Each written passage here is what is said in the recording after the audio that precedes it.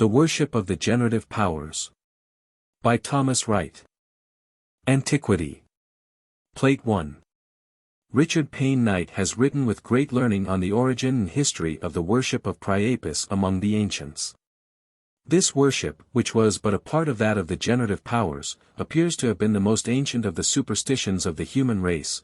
One has prevailed more or less among all known peoples before the introduction of Christianity, and, singularly enough, so deeply it seems to have been implanted in human nature, that even the promulgation of the gospel did not abolish it, for it continued to exist, accepted and often encouraged by the medieval clergy. The occasion of Payne Knight's work was the discovery that this worship continued to prevail in his time, in a very remarkable form, at Isernia in the kingdom of Naples, a full description of which will be found in his work. The town of Isernia was destroyed, with a great portion of its inhabitants, in the terrible earthquake which so fearfully devastated the kingdom of Naples on the 26th of July, 1805, 19 years after the appearance of the book alluded to. Perhaps with it perished the last trace of the worship of Priapus in this particular form. But Payne Knight was not acquainted with the fact that this superstition, in a variety of forms, prevailed throughout southern and western Europe largely during the Middle Ages, and that in some parts it is hardly extinct at the present day. And, as its effects were felt to a more considerable extent than people in general suppose in the most intimate and important relations of society, whatever we can do to throw light upon its medieval existence, though not an agreeable subject, cannot but form an important and valuable contribution to the better knowledge of medieval history. Many interesting facts relating to this subject were brought together in a volume published in Paris by Monsieur J. A. Delors, under the title, Des Divinités Génératives chez les Anciens et les Modernes, forming part of an Histoire abrégée de différents cultes, by the same author. This book, however, is still very imperfect. And it is the design of the following pages to give, with the most interesting of the facts already collected by Delors, other facts and a description and explanation of monuments, which tend to throw a greater and more general light on this curious subject. The medieval worship of the generative powers, represented by the generative organs, was derived from two distinct sources. In the first place, Rome invariably carried into the provinces she had conquered her own institutions and forms of worship, and established them permanently.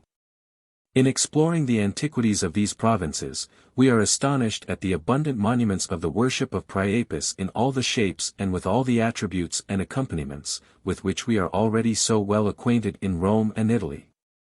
Among the remains of Roman civilization in Gaul, we find statues or statuettes of Priapus, altars dedicated to him, the gardens and fields entrusted to his care, and the phallus, or male member, figured in a variety of shapes as a protecting power against evil influences of various kinds. With this idea the well-known figure was sculptured on the walls of public buildings, placed in conspicuous places in the interior of the house, worn as an ornament by women, and suspended as an amulet to the necks of children. Erotic scenes of the most extravagant description covered vessels of metal, earthenware, and glass, intended, on doubt, for festivals and usages more or less connected with the worship of the principle of fecundity. At Aix in Provence there was found, on or near the site of the ancient baths, to which it had no doubt some relation, an enormous phallus, encircled with garlands, sculptured in white marble. At Le Châtelet, in Champagne, on the site of a Roman town, a colossal phallus was also found. Similar objects in bronze, and of smaller dimensions, are so common, that explorations are seldom carried on upon a Roman site in which they are not found, and examples of such objects abound in the museums, public or private, of Roman antiquities. The phallic worship appears to have flourished especially at Nemours, now represented by the city of Nîmes in the south of France, where the symbol of this worship appeared in sculpture on the walls of its amphitheatre and on other buildings, in forms some of which we can hardly help regarding as fanciful, or even playful. Some of the more remarkable of these are figured in our plates, 2 and 3. Plate 2. Roman sculpture from Nîmes. The first of these, Plate 2, Figure 1, is the figure of a double phallus. It is sculptured on the lintel of one of the vomitories, or issues, of the second range of seats of the Roman amphitheatre, near the entrance gate which looks to the south. The double and the triple phallus are very common among the small Roman bronzes, which appear to have served as amulets and for other similar purposes. In the latter, one phallus usually serves as the body, and is furnished with legs, generally those of the goat, a second occupies the usual place of this organ, and a third appears in that of a tail. On a pilaster of the amphitheatre of Nîmes we see a triple phallus of this description, Plate 2, Figure 2 with goat's legs and feet. A small bell is suspended to the smaller phallus in front. And the larger organ which forms the body is furnished with wings. The picture is completed by the introduction of 3 birds, 2 of which are pecking the unveiled head of the principal phallus, while the third is holding down the tail with its foot. Several examples of these triple phalli occur in the Musée Secret of the Antiquities of Herculaneum and Pompeii. In the examples figured in that work, the hind part of the main phallus assumes clearly the form of a dog. 3 and to most of them are attached small bells, the explanation of which appears as yet to be very unsatisfactory. The wings also are common attributes of the phallus in these monuments. Plutarch is quoted as an authority for the explanation of the triple phallus as intended to signify multiplication of its productive faculty. 4. On the top of another pilaster of the amphitheatre at Nîmes, to the right of the principal western entrance, was a bas-relief, also representing a triple phallus, with legs of dog, and winged, but with a further accompaniment. Plate 2, Figure 3, a female, dressed in the Roman stola, stands upon the phallus forming the tail, and holds both it and the one forming the body with a bridle. 5. This bas-relief was taken down in 1829, and is now preserved in the Museum of Nîmes. Plate 3. Monument found at Nîmes in 1825. A still more remarkable monument of this class was found in the course of excavations made at Nîmes in 1825. It is engraved in our plate XXVI, and represents a bird, apparently intended for a vulture, with spread wings and phallic tail, sitting on 4 eggs, each of which is designed, no doubt, to represent the female organ. The local antiquarians give to this, as to the other similar objects, an emblematical signification, but it may perhaps be more rightly regarded as a playful conception of the imagination. A similar design, with some modifications, occurs not unfrequently among Gallo-Roman antiquities. We have engraved a figure of the triple phallus governed, or guided, by the female, Plate 3, Figure 3, from a small bronze plate, on which it appears in bas-relief. It is now preserved in a private collection in London, with a duplicate, which appears to have been cast from the same mold, though the plate is cut through, and they were evidently intended for suspension from the neck. Both came from the collection of M. bought out of Dijon. The lady here bridles only the principal phallus. The legs are, as in the monument last described, those of a bird, and it is standing upon 3 eggs, apple-formed, and representing the organ of the other sex. In regard to this last-mentioned object, another very remarkable monument of what appears at Nîmes to have been by no means a secret worship, was found there during some excavations on the site of the Roman baths. It is a squared mass of stone, the 4 sides of which, like the one represented in our engraving, are covered with similar figures of the sexual characteristics of the female, arranged in rows. Plate 2, Figure 4, it has evidently served as a base, probably to a statue, or possibly to an altar. This curious monument is now preserved in the museum at Nîmes. As Nîmes was evidently a center of this Priapic worship in the south of Gaul, so there appear to have been, perhaps lesser, centers in other parts, and we may trace it to the northern extremities of the Roman province. Even to the other side of the Rhine. On the site of Roman settlements near Xanten, in Lower Hesse, a large quantity of pottery and other objects have been found, of a character to leave no doubt as to the prevalence of this worship in that quarter.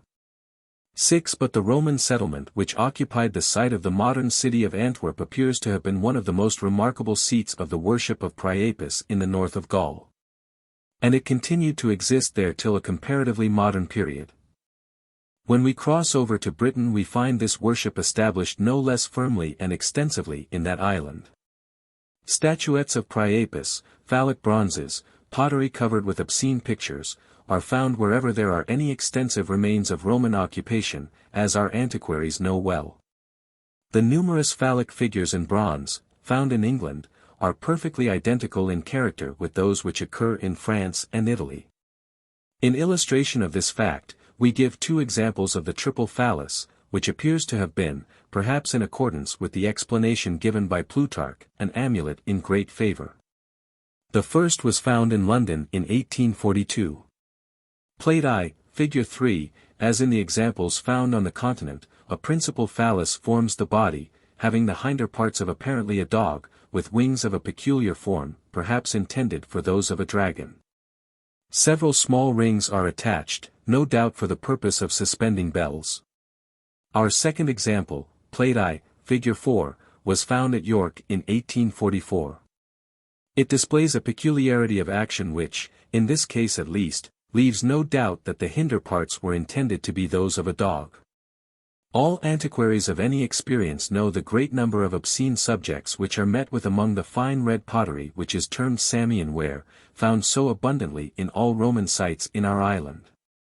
They represent erotic scenes in every sense of the word, promiscuous intercourse between the sexes, even vices contrary to nature, with figures of Priapus, and phallic emblems.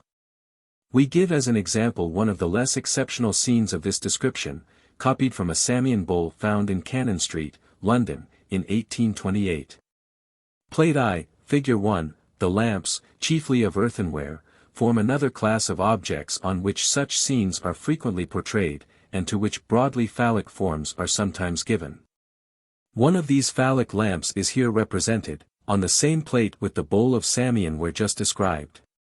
Plate I, Figure 2, it is hardly necessary to explain the subject represented by this lamp, which was found in London a few years ago. All this obscene pottery must be regarded, no doubt, as a proof of a great amount of dissoluteness in the morals of Roman society in Britain, but it is evidence of something more. It is hardly likely that such objects could be in common use at the family table.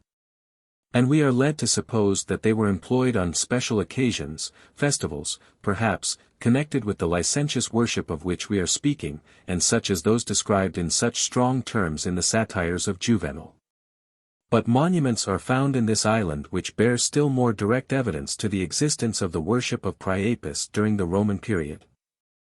In the parish of Adel, in Yorkshire, are considerable traces of a Roman station, which appears to have been a place of some importance, and which certainly possessed temples. On the site of these were found altars, and other stones with inscriptions, which, after being long preserved in an outhouse of the rectory at Adel, are now deposited in the Museum of the Philosophical Society at Leeds. One of the most curious of these, which we have here engraved for the first time, Plate 4, Figure 1, appears to be a votive offering to Priapus, who seems to be addressed under the name of Menshela. It is a rough, unsquared stone, which has been selected for possessing a tolerably flat and smooth surface. And the figure and letters were made with a rude implement, and by an unskilled workman, who was evidently unable to cut a continuous smooth line. The middle of the stone is occupied by the figure of a phallus, and round it we read very distinctly the words Primens Mentla. The author of the inscription may have been an ignorant Latinist as well as unskillful sculptor, and perhaps mistook the ligulated letters, overlooking the limb which would make the L stand for VL, and giving a for AE. It would then read Priminus Mentali, Priminus to Menshela, the object personified, and it may have been a votive offering from some individual named Priminus, who was in want of an heir, or labored under some sexual infirmity, to Priapus, whose assistance he sought. Another interpretation has been suggested, on the supposition that Mentla, or perhaps, the L being designed for IL ligulated, Mentala or Mentilla, might be the name of a female joined with her husband in this offering for their common good. The former of these interpretations seems, however, to be the most probable. This monument belongs probably to rather a late date in the Roman period. Another ex voto of the same class was found at Westerwood Fort in Scotland, one of the Roman fortresses on the wall of Antoninus. This monument 7, Plate 4, Figure 2, consisted of a square slab of stone, in the middle of which was a phallus, and under it the words ex voto. Above were the letters XAN, meaning, perhaps, that the offerer had labored 10 years under the grievance of which he sought redress from Priapus. We may point also to a phallic monument of another kind, which reminds us in some degree of the finer sculptures at Nimes. At Housesteads, in Northumberland, are seen the extensive and imposing remains of one of the Roman stations on the wall of Hadrian named Borcovicus. The walls of the entrance gateways are especially well preserved, and on that of the guardhouse attached to one of them, is a slab of stone presenting the figure given in our Plate 4, Figure 3. It is a rude delineation of a phallus with the legs of a fowl, and reminds us of some of the monuments in France and Italy previously described. These phallic images were no doubt exposed in such situations because they were supposed to exercise a protective influence over the locality, or over the building, and the individual who looked upon the figure believed himself safe. During that day at least, from evil influences of various descriptions. They are found, we believe, in some other Roman stations, in a similar position to that of the phallus at Housesteads. Plate 4. Phallic monuments found in Scotland. Although the worship of which we are treating prevailed so extensively among the Romans and throughout the Roman provinces, it was far from being peculiar to them. For the same superstition formed part of the religion of the Teutonic race, and was carried with that race wherever it settled. The Teutonic god, who answered to the Roman Priapus, was called, in Anglo-Saxon, Free, in Old Norse, Freyr, and, in Old German, Fro. Among the Swedes, the principal seat of his worship was at Ups, and Adam of Bremen, who lived in the 11th century, when paganism still retained its hold on the north, in describing the forms under which the gods were there represented. Tells us that, the third of the gods at Ups was Fricko, another form of the name, who bestowed on mortals peace and pleasure, and who was represented with an immense Priapus. And he adds that, at the celebration of marriages, they offered sacrifice to Fricko. This god, indeed, like the Priapus of the Romans, presided over generation and fertility, either of animal life or of the produce of the earth, and was invoked accordingly. Ear, in his Glossarium Sueco-Gothicum, mentions objects of antiquity dug up in the north of Europe, which clearly prove the prevalence of phallic rites. To this deity, or to his female representative of the same name, the Teutonic Venus, Frigga, the 5th day of the week was dedicated, and on that account received its name, in Anglo-Saxon, Freitag, and in modern English, Friday. Freitag appears to have been a name sometimes given in Anglo-Saxon to Free himself.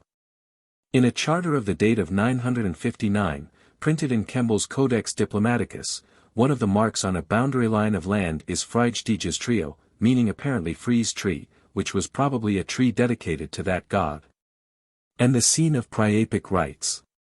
There is a place called Fridaythorpe in Yorkshire, and Friston, a name which occurs in several parts of England, means, probably, the stone of Free or of Frigga. And we seem justified in supposing that this and other names commencing with the syllable Friday or Fry, are so many monuments of the existence of the phallic worship among our Anglo-Saxon forefathers. Two customs cherished among our Old English popular superstitions are believed to have been derived from this worship, the need fires, and the procession of the boar's head at the Christmas festivities. The former were fires kindled at the period of the summer solstice, and were certainly in their origin religious observances. The boar was intimately connected with the worship of Free. 8. From our want of a more intimate knowledge of this part of Teutonic paganism, we are unable to decide whether some of the superstitious practices of the Middle Ages were derived from the Romans or from the peoples who established themselves in the provinces after the overthrow of the Western Empire. But in Italy and in Gaul, the southern parts especially, where the Roman institutions and sentiments continued with more persistence to hold their influence, it was the phallic worship of the Romans which, gradually modified in its forms, was thus preserved, and, though the records of such a worship are naturally accidental and imperfect, yet we can distinctly trace its existence to a very late period. Thus, we have clear evidence that the phallus, in its simple form, was worshipped by the medieval Christians, and that the forms of Christian prayer and invocation were actually addressed to it. One name of the male organ among the Romans was fascinum. It was under this name that it was suspended round the necks of women and children, and under this name especially it was supposed to possess magical influences which not only acted upon others, but defended those who were under its protection from magical or other evil influences from without. Hence are derived the words to fascinate and fascination. The word is used by Horace, and especially in the epigrams of the Priapia, which may be considered in some degree as the exponents of the popular creed in these matters. Thus we have in one of these epigrams the lines: Placet, Priape. Ca sub arboris coma. Sols, sacrum revinct Pampino capit. Ruber sedere cum rebent Ficino. Priap. Carm. 84. It seems probable that this had become the popular, or vulgar, word for the phallus, at least taken in this point of view, at the close of the Roman power. For the first very distinct traces of its worship which we find afterwards introduce it under this name, which subsequently took in French the form fascin. The medieval worship of the fascinum is first spoken of in the 8th century. An ecclesiastical tract entitled Judicia Sacerdotalia de Criminibus, which is ascribed to the end of that century, directs that, if any one has performed incantation to the fascinum, or any incantation whatever, except any one who chaunts the creed or the Lord's Prayer, let him do penance on bread and water during 3 Lents. An act of the Council of Chalons, held in the 9th century, prohibits the same practice almost in the same words, and Burchardus repeats it again in the 12th century, 9 a proof of the continued existence of this worship. That it was in full force long after this is proved by the statutes of the Synod of Mans, held in 1247, which enjoins similarly the punishment for him, who has sinned to the fascinum, or has performed any incantations, except the creed, the Pater Noster, or other canonical prayer. This same provision was adopted and renewed in the statutes of the Synod of Tours, held in 1396, in which, as they were published in French, the Latin fascinum is represented by the French fascin. The fascinum to which such worship was directed must have been something more than a small amulet.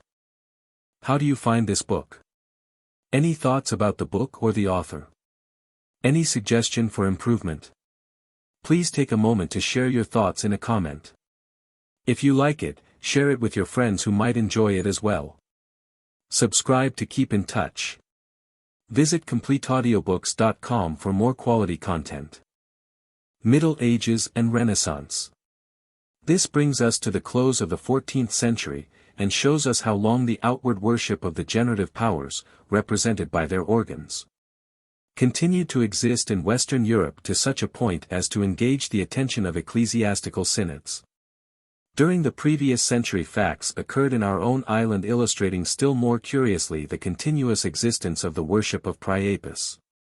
And that under circumstances which remind us altogether of the details of the phallic worship under the Romans. It will be remembered that one great object of this worship was to obtain fertility either in animals or in the ground, for Priapus was the god of the horticulturist and the agriculturist. St. Augustine, declaiming against the open obscenities of the Roman festival of the Liberalia, informs us that an enormous phallus was carried in a magnificent chariot into the middle of the public place of the town with great ceremony, where the most respectable matron advanced and placed a garland of flowers on this obscene figure. And this, he says, was done to appease the god, and to obtain an abundant harvest, and remove enchantments from the land. 10 We learn from the Chronicle of Lanercost that, in the year 1268, a pestilence prevailed in the Scottish district of Lothian, which was very fatal to the cattle, to counteract which some of the clergy bestials, habita claustrales. Non animo taught the peasantry to make a fire by the rubbing together of wood, this was the need fire, and to raise up the image of Priapus, as a means of saving their cattle. When a lay member of the Cistercian order at Fenton had done this before the door of the hall, and had sprinkled the cattle with a dog's testicles dipped in holy water, and complaint had been made of this crime of idolatry against the lord of the manor, the latter pleaded in his defense that all this was done without his knowledge and in his absence, but added, "While until the present month of June other people's cattle fell ill and died, mine were always found, but now every day 2 or 3 of mine die, so that I have few left for the labors of the field." 14 years after this, in 1282, an event of the same kind occurred at Inverkeithing, in the present county of Fife in Scotland. The cause of the following proceedings is not stated, but it was probably the same as that for which the Cistercian of Lothian had recourse to the worship of Priapus. In the Easter week of the year just stated, March 29 to April 5, a parish priest of Inverkeithing, named John, performed the rites of Priapus, by collecting the young girls of the town, and making them dance round the figure of this god. Without any regard for the sex of these worshippers, he carried a wooden image of the male members of Generation before them in the dance, and himself dancing with them, he accompanied their songs with movements in accordance, and urged them to licentious actions by his no less licentious language. The more modest part of those who were present felt scandalized with the priest, but he treated their words with contempt, and only gave utterance to coarser obscenities. He was cited before his bishop, defended himself upon the common usage of the country, and was allowed to retain his benefice. But he must have been rather a worldly priest, after the style of the Middle Ages, for a year afterwards he was killed in a vulgar brawl.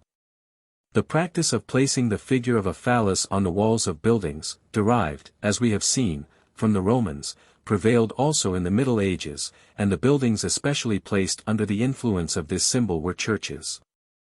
It was believed to be a protection against enchantments of all kinds, of which the people of those times lived in constant terror, and this protection extended over the place and over those who frequented it, provided they cast a confiding look upon the image.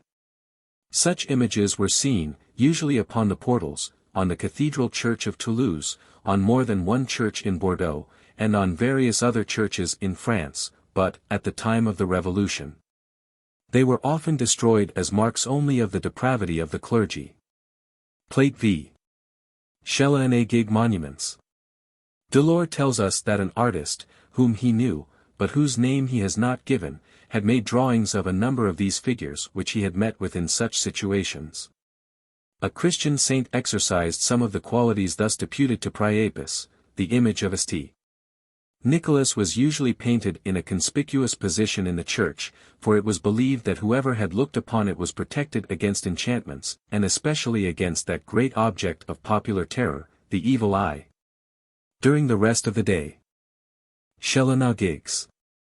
It is a singular fact that in Ireland it was the female organ which was shown in this position of protector upon the churches, and the elaborate though rude manner in which these figures were sculptured show that they were considered as objects of great importance. They represented a female exposing herself to view in the most unequivocal manner, and are carved on a block which appears to have served as the keystone to the arch of the doorway of the church, where they were presented to the gaze of all who entered. They appear to have been found principally in the very old churches, and have been mostly taken down, so that they are only found among the ruins.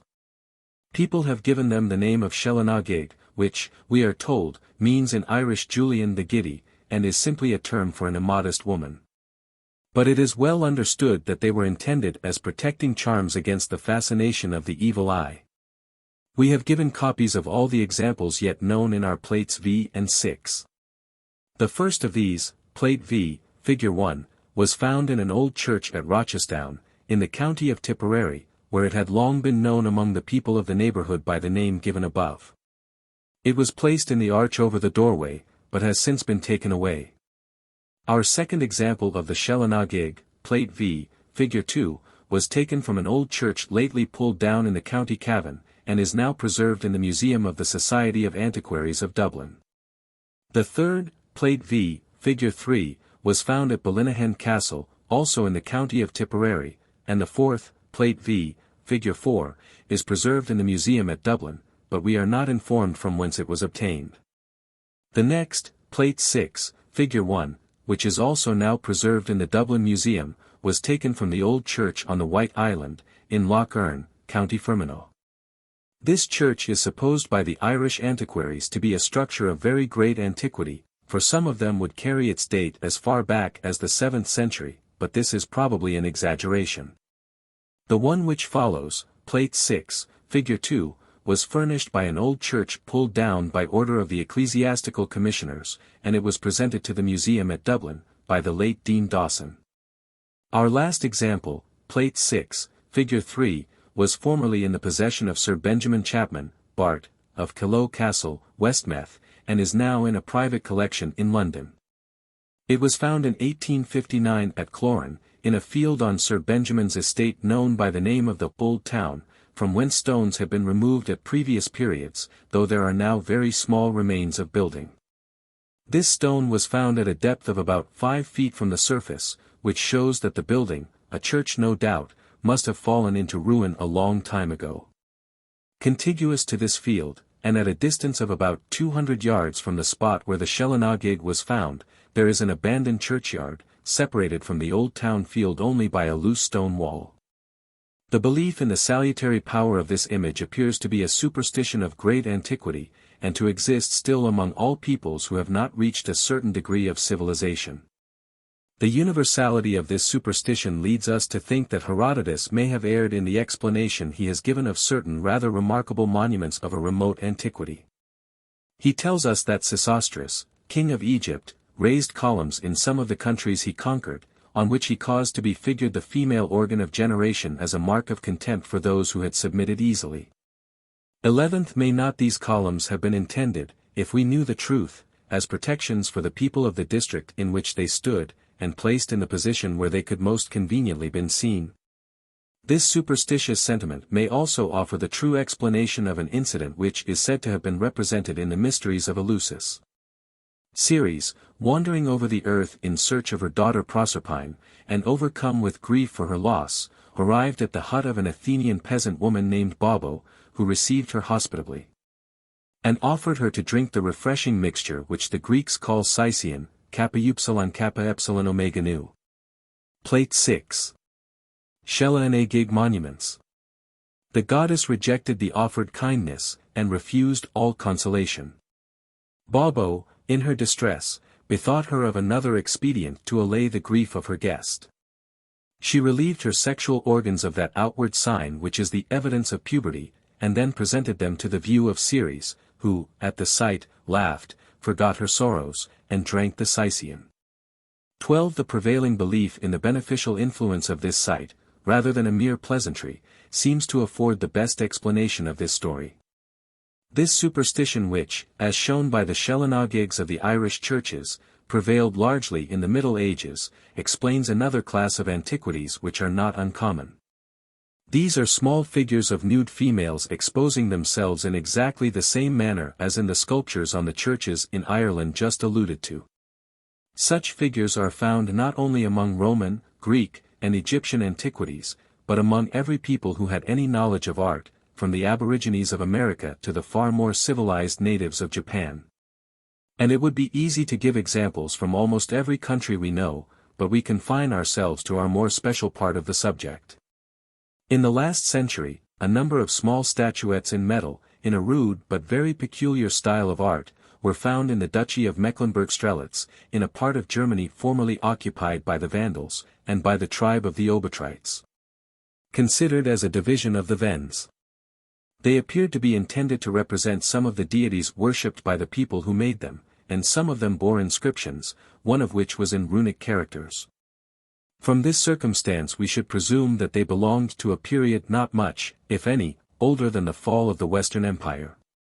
Some time afterwards, a few statuettes in metal were found in the island of Sardinia, so exactly similar to those just mentioned, that Dan Carville, who published an account of them with engravings, considered himself justified in ascribing them to the Vandals, who occupied that island, as well as the tract of Germany alluded to. 13. One of these images, which Dan Carville considers to be the Venus of the Vandal mythology, represents a female in a reclining position, with the wings and claws of a bird, holding to view a pomegranate, open, which, as Dan Carville remarks, was considered as a sign representing the female sexual organ. In fact, it was a form and idea more unequivocally represented in the Roman figures which we have already described, Plate 2, Figure 4, Plate 7, Plate 12, Fig 3, but which continued through the Middle Ages, and was preserved in a popular name for that organ, apricot, or expressed more energetically, apricot fendu, used by Rabelais, and we believe still preserved in France. This curious image is represented, after Dan Carville, in 3 different points of view, in our plate. Plate 7, figures 1 and 2, 3, several figures of a similar description, but representing the subject in a more matter-of-fact shape, were brought from Egypt by a Frenchman who held an official situation in that country. And 3 of them are now in a private collection in London. We have engraved one of these small bronzes, plate 7, figure 4, which, as will be seen, presents an exact counterpart of the Shelah-Na-Gig. These Egyptian images belonged no doubt to the Roman period. Another similar figure, plate 7, figure 5, made of lead, and apparently medieval, was found at Avignon, and is preserved in the same private collection just alluded to. And a third, plate 12, figure 4, was dug up, about 10 years ago, at Kingston-on-Thames. The form of these statuettes seems to show that they were intended as portable images, for the same purpose as the Shelahs, which people might have ready at hand to look upon for protection whenever they were under fear of the influence of the evil eye, or of any other sort of enchantment. We have not as yet any clear evidence of the existence of the Shelah-Na-Gig in churches out of Ireland. We have been informed that an example has been found in one of the little churches on the coast of Devon. And there are curious sculptures, which appear to be of the same character, among the architectural ornamentation of the very early church of San Fedele at Como in Italy. 3 of these are engraved in our plate 8. On the top of the right-hand jamb of the door, plate 8, figure 1, is a naked male figure, and in the same position on the other side a female, plate 8, figure 2, which are described to us as representing Adam and Eve, and our informant, to whom we owe the drawings describes that at the apex, plate 8, figure 3, merely as the figure of a woman holding her legs apart. Plate 7. Venus of the Vandals, bronze and lead images. And capital of a column. We understand that the surface of the stone in these sculptures is so much worn that it is quite uncertain whether the sexual parts were ever distinctly marked, but from the postures and positions of the hands, and the situation in which these figures are placed, they seem to resemble closely, except in their superior style of art, the Shelah-Na-Gigs of Ireland. There can be little doubt that the superstition to which these objects belonged gave rise to much of the indecent sculpture which is so often found upon medieval ecclesiastical buildings. The late Baron von Hammer-Purgstall published a very learned paper upon monuments of various kinds which he considered as illustrating the secret history of the Order of the Templars, from which we learn that there was in his time a series of most extraordinary obscene sculptures in the church of Schöngraber in Austria, of which he intended to give engravings, but the drawings had not arrived in time for his book. 14 But he has engraved the capital of a column in the church of Egra, a town of Bohemia, of which we give a copy, plate 7, figure 6, 15 in which the 2 sexes are displaying to view the members, which were believed to be so efficacious against the power of fascination. The figure of the female organ, as well as the male, appears to have been employed during the Middle Ages of Western Europe far more generally than we might suppose, placed upon buildings as a talisman against evil influences, and especially against witchcraft and the evil eye, and it was used for this purpose in many other parts of the world. It was the universal practice among the Arabs of northern Africa to stick up over the door of the house or tent, or put up nailed on a board in some other way, the generative organ of a cow, mare, or female camel, as a talisman to avert the influence of the evil eye. It is evident that the figure of this member was far more liable to degradation in form than that of the male, because it was much less easy, in the hands of rude draftsmen, to delineate in an intelligible form. And hence it soon assumed shapes which, though intended to represent it, we might rather call symbolical of it, though no symbolism was intended. Thus the figure of the female organ easily assumed the rude form of a horseshoe, and as the original meaning was forgotten, would be readily taken for that object, and a real horseshoe nailed up for the same purpose. In this way originated, apparently, from the popular worship of the generative powers, the vulgar practice of nailing a horseshoe upon buildings to protect them and all they contain against the power of witchcraft. A practice which continues to exist among the peasantry in some parts of England at the present day. Other marks are found, sometimes among the architectural ornaments, such as certain triangles and triple loops, which are perhaps typical forms of the same object. We have been informed that there is an old church in Ireland where the male organ is drawn on one side of the door, and the Shelah-Na-Gig on the other, and that, though perhaps comparatively modern, their import as protective charms are well understood. We can easily imagine men, under the influence of these superstitions, when they were obliged to halt for a moment by the side of a building, drawing upon it such a figure, with the design that it should be a protection to themselves. And thus probably we derive from superstitious feelings the common propensity to draw phallic figures on the sides of vacant walls and in other places. Priapus worship. Antiquity had made Priapus a god, the Middle Ages raised him into a saint, and that under several names. In the south of France, Provence, Languedoc, and the Lyonnais, he was worshipped under the title of Saint Photin. 16 This name is said to be a mere corruption of Photinus or Photinus, the first bishop of Lyons, to whom, perhaps through giving a vulgar interpretation to the name, people had transferred the distinguishing attribute of Priapus. This was a large phallus of wood, which was an object of reverence to the women, especially to those who were barren, who scraped the wooden member, and, having steeped the scrapings in water, they drank the latter as a remedy against their barrenness, or administered it to their husbands in the belief that it would make them vigorous. The worship of this saint, as it was practiced in various places in France at the commencement of the 17th century, is described in that singular book, the Confession de Sanchi. 17 We there learn that at Varails in Provence, waxen images of the members of both sexes were offered to St. Photin, and suspended to the ceiling of his chapel, and the writer remarks that, as the ceiling was covered with them, when the wind blew them about, it produced an effect which was calculated to disturb very much the devotions of the worshippers. We hardly need remark that this is just the same kind of worship which existed at Isernia, in the kingdom of Naples, where it was presented in the same shape. At Embrun, in the department of the Upper Alps, the phallus of St. Photin was worshipped in a different form. The women poured a libation of wine upon the head of the phallus, which was collected in a vessel, in which it was left till it became sour. It was then called the Saint Vinegar, and the women employed it for a purpose which is only obscurely hinted at. When the Protestants took Embrun in 1585, they found this phallus laid up carefully among the relics in the principal church, its head red with the wine which had been poured upon it. A much larger phallus of wood, covered with leather, was an object of worship in the church of St. Eutropius at Orange, but it was seized by the Protestants and burnt publicly in 1562. St. Photin was similarly an object of worship at Porigny, at Sivs in the diocese of Viviers, at Vendres in the Bourbonnais, at Auxerre, at Puy-en-Velay, in the convent of Girouette near Sampigny, and in other places.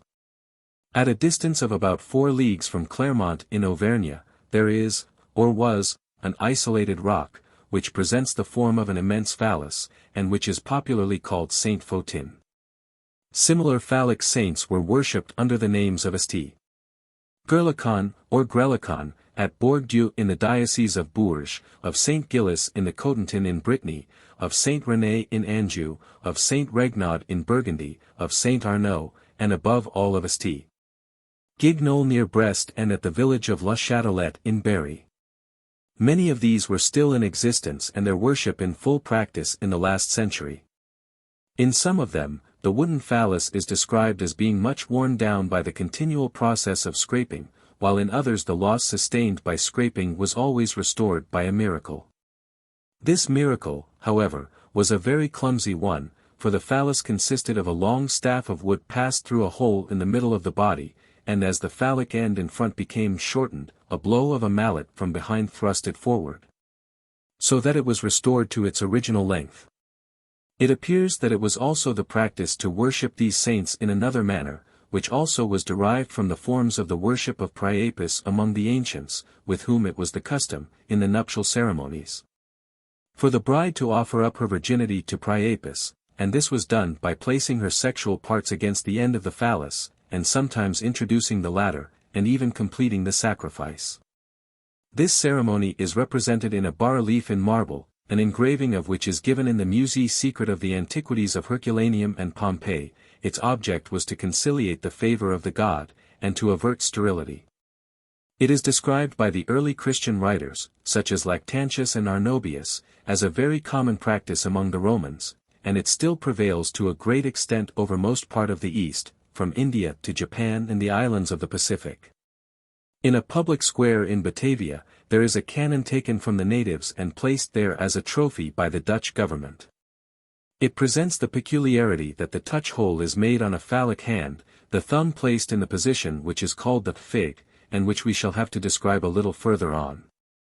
It is always the same idea of reverence to the fertilizing powers of nature, of which the garland or the bunch of flowers was an appropriate emblem. There are traces of the existence of this practice in the Middle Ages. In the case of some of the Priapic saints mentioned above, women sought a remedy for barrenness by kissing the end of the phallus.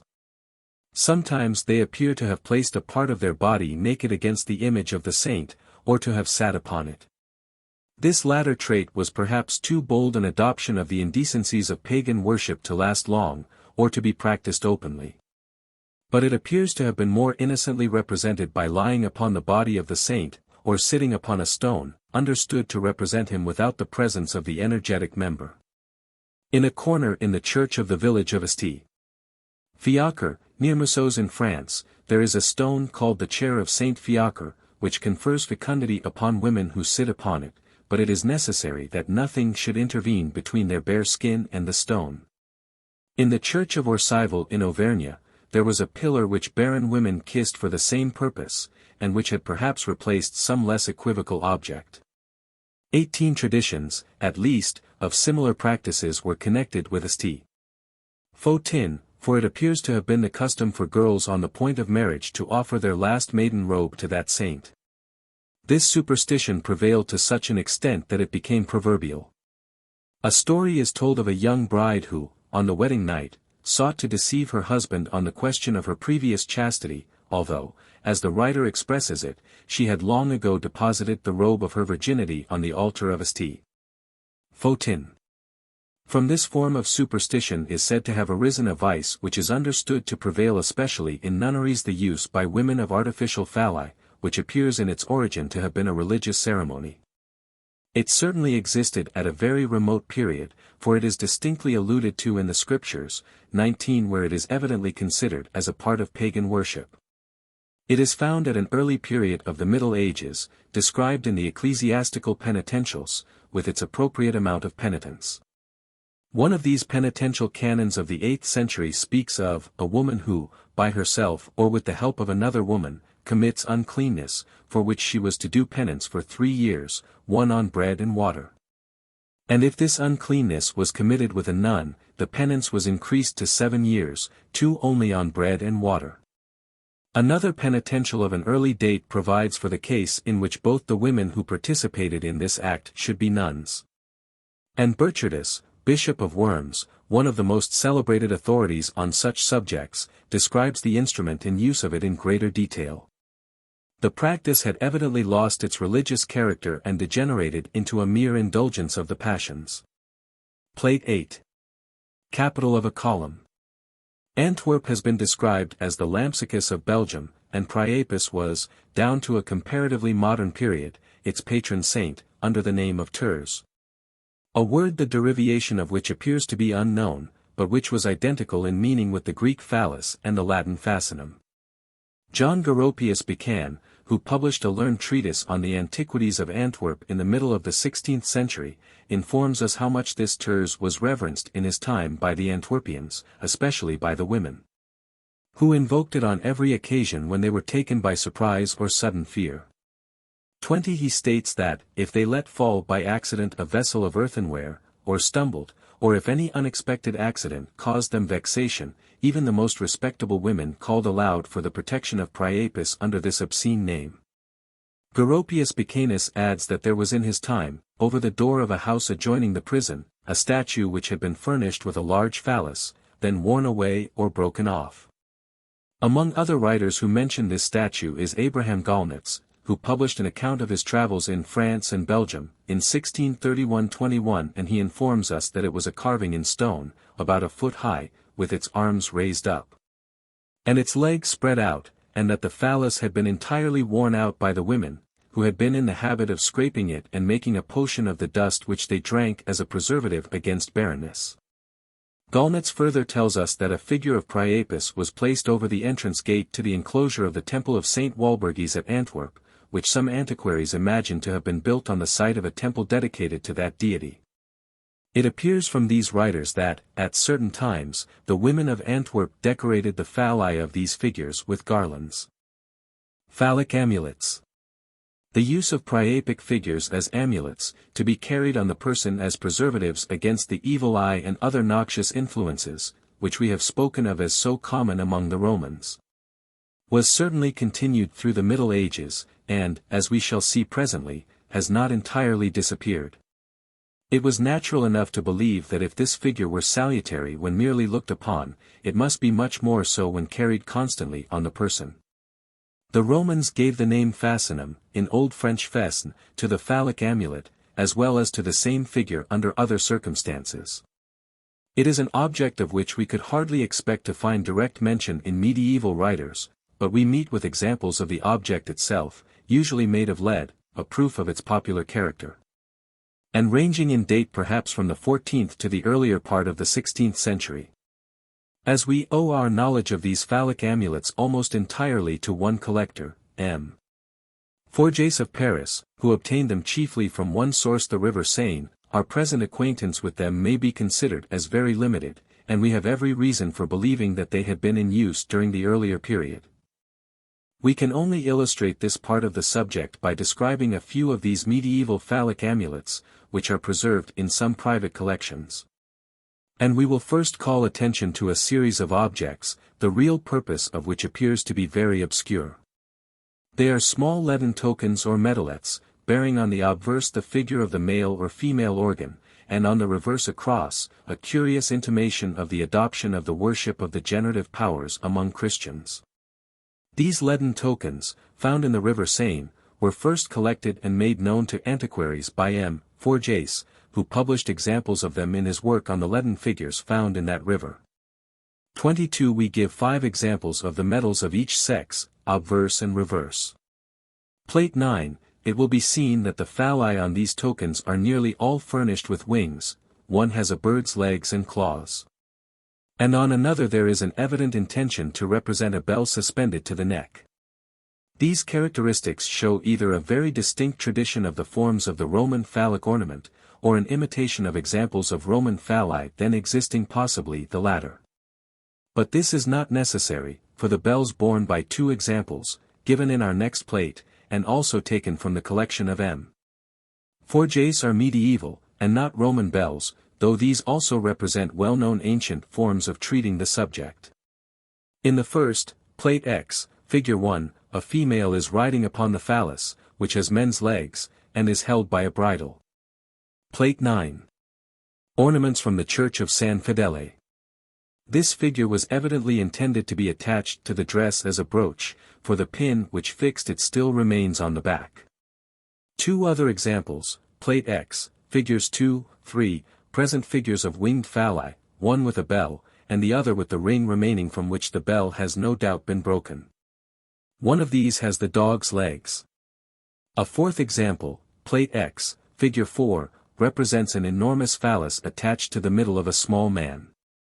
In another, Plate X, Figure 5, which was evidently intended for suspension, probably at the neck, the organs of the 2 sexes are joined together. 3 other leaden figures, Plate 11, Figures 1 and 2, 3, apparently amulets, which were in the Forges collection, offer a very peculiar variety of form, representing a figure, which we might suppose to be a male by its attributes, though it has a very feminine look, and wears the robe and hood of a woman. Its peculiarity consists in having a phallus before and behind. We have on the same plate, Plate 11, Figure 4, a still more remarkable example of the combination of the cross with the emblems of the worship of which we are treating, in an object found at San Agati di Godi, near Naples, which was formerly in the Beresford Fletcher collection, and is now in that of Ambrose Rustenberger, Esq. of Boston, U.S. It is a crux ansata, formed by 4 phalli, with a circle of female organs round the center, and appears by the loop to have been intended for suspension. As this cross is of gold, it had no doubt been made for some personage of rank, possibly an ecclesiastic, and we can hardly help suspecting that it had some connection with Priapic ceremonies or festivities. The last figure on the same plate is also taken from the collection of M. 4 Jace. Plate 11, Figure 5, from the monkish cowl and the cord round the body, we may perhaps take it for a satire upon the friars, some of whom wore no breeches, and they were all charged with being great corrupters of female morals. In Italy we can trace the continuous use of these phallic amulets down to the present time much more distinctly than in our more western countries. There they are still in very common use, and we give two examples, Plate 12, Figures 1, 2, of bronze amulets of this description, which are commonly sold in Naples at the present day for a carlo, equivalent to 4 pence in English money, each. One of them, it will be seen, is encircled by a serpent. So important are these amulets considered for the personal safety of those who possess them, that there is hardly a peasant who is without one, which he usually carries in his waistcoat pocket. The fig. There was another, and less openly apparent, form of the phallus, which has lasted as an amulet during almost innumerable ages. The ancients had two forms of what antiquaries have named the phallic hand, one in which the middle finger was extended at length, and the thumb and other fingers doubled up, while in the other the whole hand was closed. But the thumb was passed between the first and middle fingers. The first of these forms appears to have been the more ancient, and is understood to have been intended to represent, by the extended middle finger, the membrum virile, and by the bent fingers on each side the testicles. Hence the middle finger of the hand was called by the Romans, digitus imputicus, or infamous. It was called by the Greeks kappa alpha tau alpha pi gamma omega nu, which had somewhat the same meaning as the Latin word, except that it had reference especially to degrading practices, which were then less concealed than in modern times. To show the hand in this form was expressed in Greek by the word pi kappa iota mu alpha lambda zeta epsilon iota nu, and was considered as a most contemptuous insult, because it was understood to intimate that the person to whom it was addressed was addicted to unnatural vice. This was the meaning also given to it by the Romans, as we learn from the first lines of an epigram of Martial. Redetto, multum, catii, sextil, sinidum. Dixerit, eti digitum porrigido medium. Martial, EP 2, 28. Nevertheless, this gesture of the hand was looked upon at an early period as an amulet against magical influences, and, formed of different materials, it was carried on the person in the same manner as the phallus. It is not an uncommon object among Roman antiquities, and was adopted by the Gnostics as one of their symbolical images. The second of these forms of the phallic hand, the intention of which is easily seen, the thumb forming the phallus, was also well known among the Romans, and is found made of various material, such as bronze, coral, lapis lazuli, and crystal. Of a size which was evidently intended to be suspended to the neck or to some other part of the person. In the Musée Secret at Naples, there are examples of such amulets, in the shape of two arms joined at the elbow, one terminating in the head of a phallus, the other having a hand arranged in the form just described, which seem to have been intended for pendants to ladies' ears. This gesture of the hand appears to have been called at a later period of Latin, though we have no knowledge of the date at which this use of the word began, ficus, a fig.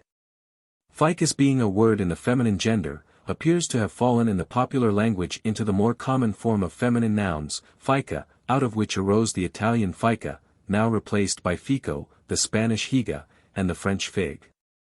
Florio, who gives the word fica, a fig, says that it was also used in the sense of a woman's quaint, so that it may perhaps be classed with one or two other fruits, such as the pomegranate and the apricot, to which a similar erotic meaning was given.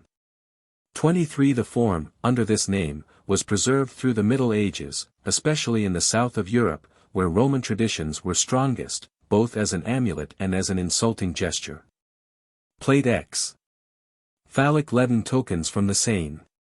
The Italian called this gesture fare la fica, to make or do the fig to any one, the Spaniard, dar una higa, to give a fig, and the Frenchman, like the Italian, faire la figue. We can trace this phrase back to the 13th century at least. In the judicial proceedings against the Templars in Paris in 1309, one of the brethren of the order was asked, jokingly, in his examination, because he was rather loose and flippant in his replies. If he had been ordered by the said receptor, the officer of the Templars who admitted the new candidate, to make with his fingers the fig at the crucifix. Here the word used is the correct Latin ficus, and it is the same in the plural, in a document of the year 1449, in which an individual is said to have made figs with both hands at another.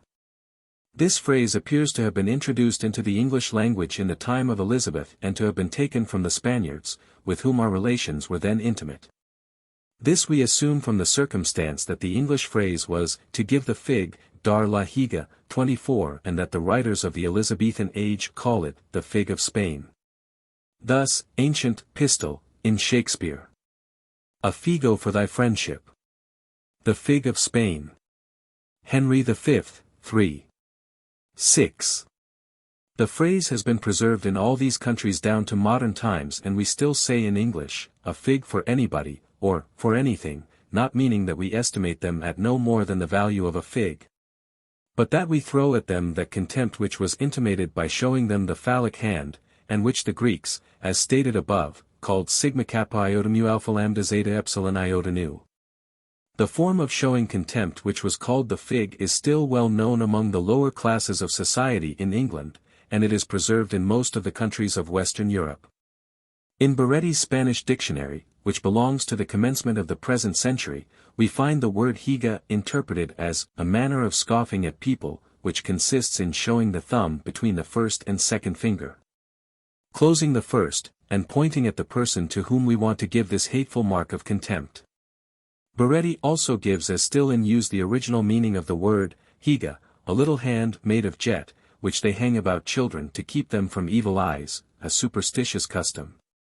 The use of this amulet is still common in Italy, and especially in Naples and Sicily. It has an advantage over the mere form of the phallus, that when the artificial fica is not present, an individual, who finds or believes himself in sudden danger, can make the amulet with his own fingers. So profound is the belief of its efficacy in Italy, that it is commonly believed and reported there that, at the Battle of Solferino, the King of Italy held his hand in his pocket with this arrangement of the fingers as a protection against the shots of the enemy. Sexual demons.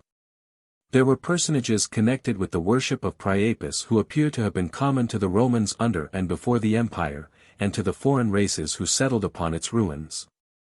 The Teutonic race believed in a spiritual being who inhabited the woods, and who was called in Old German Skrat. His character was more general than that of a mere habitant of the woods, for it answered to the English hobgoblin, or to the Irish cluricon.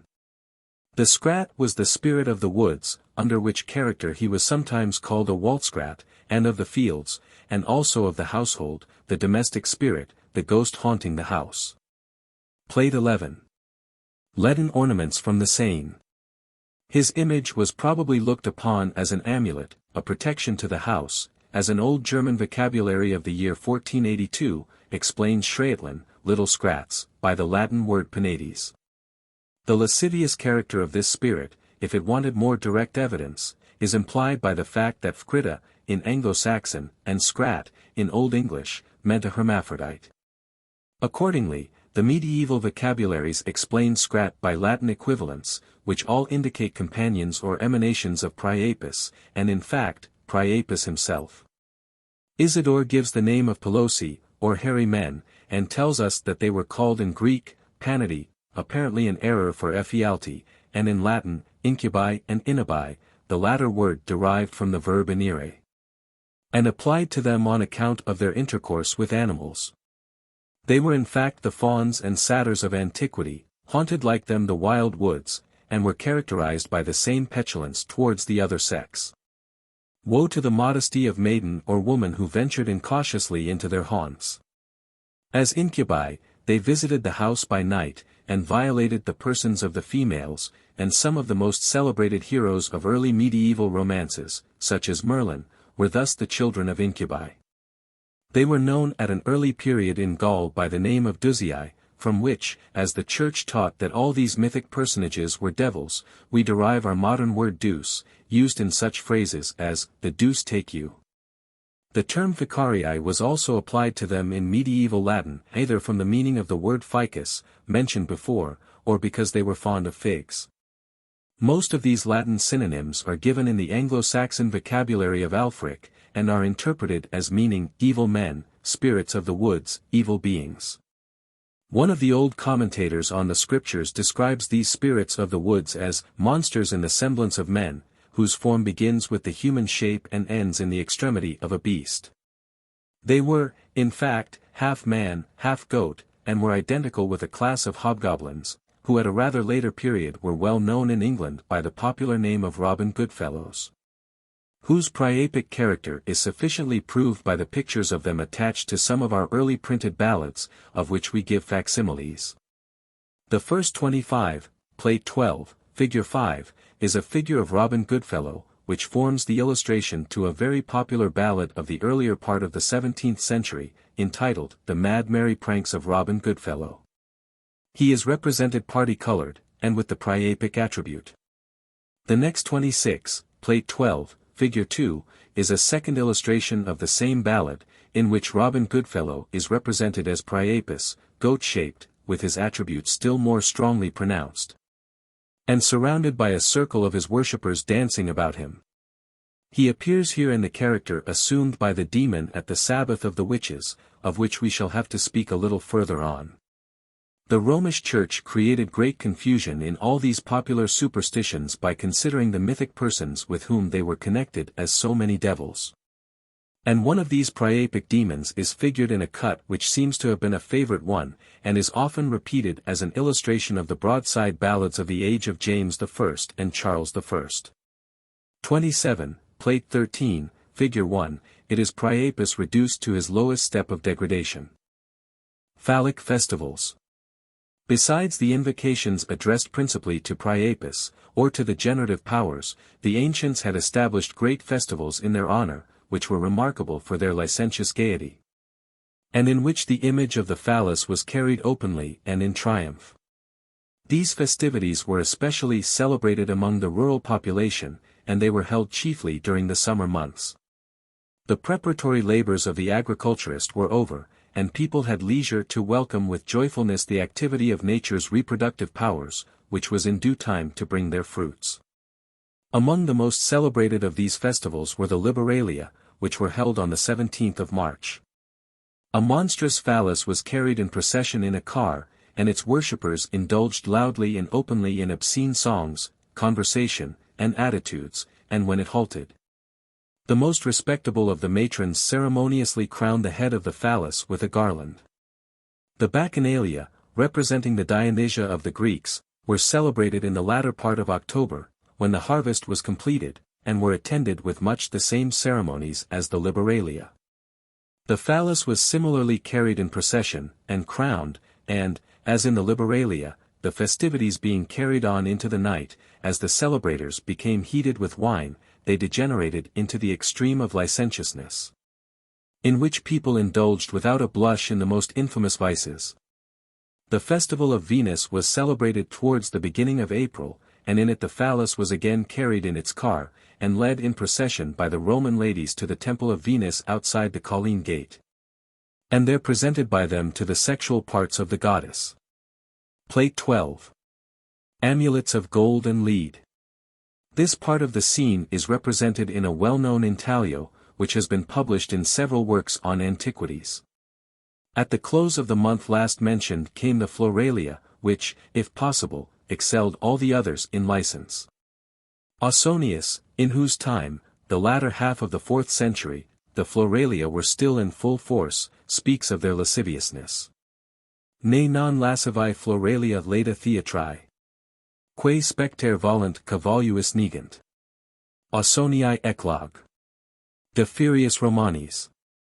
The loose women of the town and its neighborhood, called together by the sounding of horns, mixed with the multitude in perfect nakedness, and excited their passions with obscene motions and language, until the festival ended in a scene of mad revelry, in which all restraint was laid aside.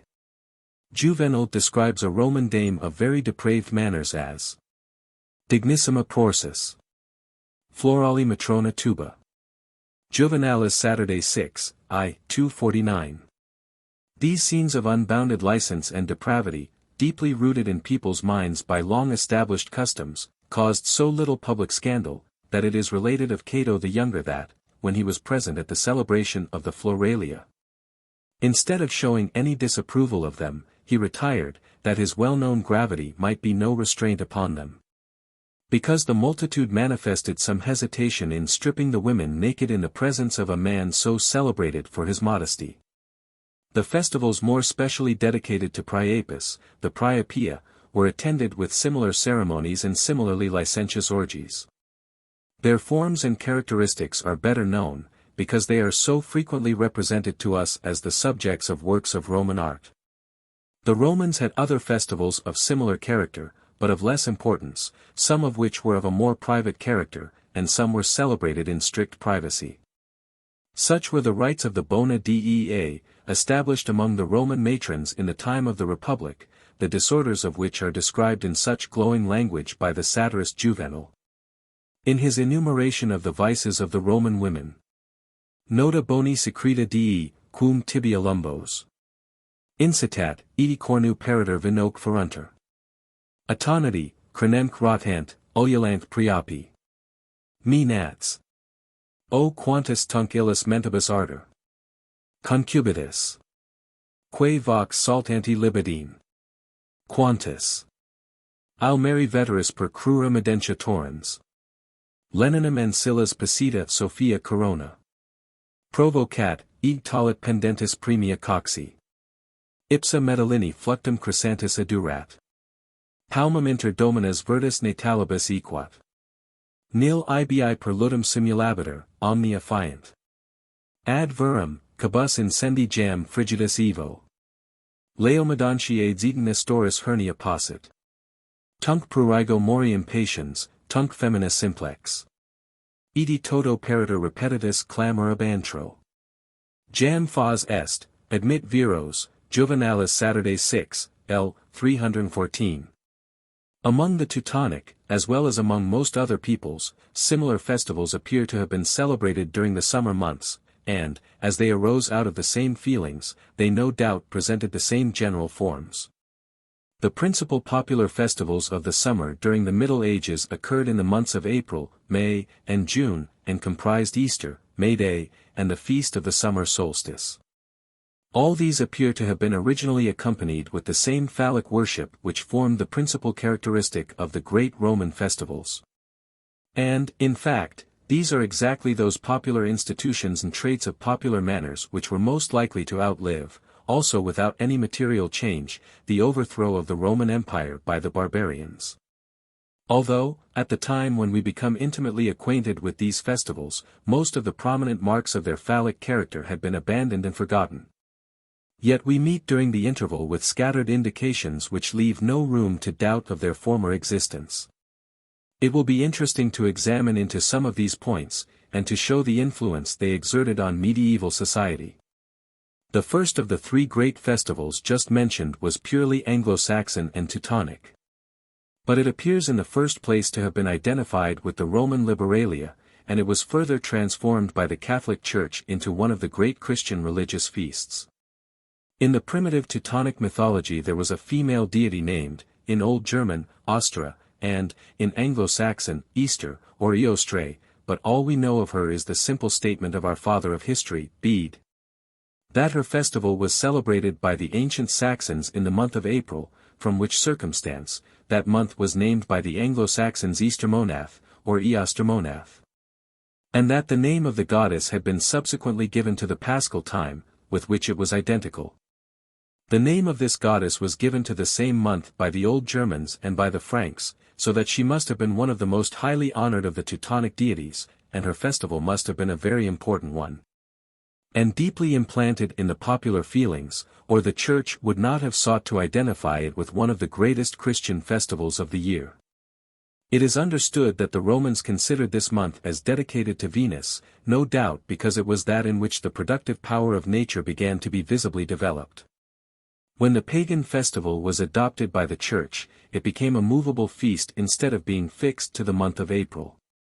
Among other objects offered to the goddess at this time were cakes, made no doubt of fine flour, but of their form we are ignorant.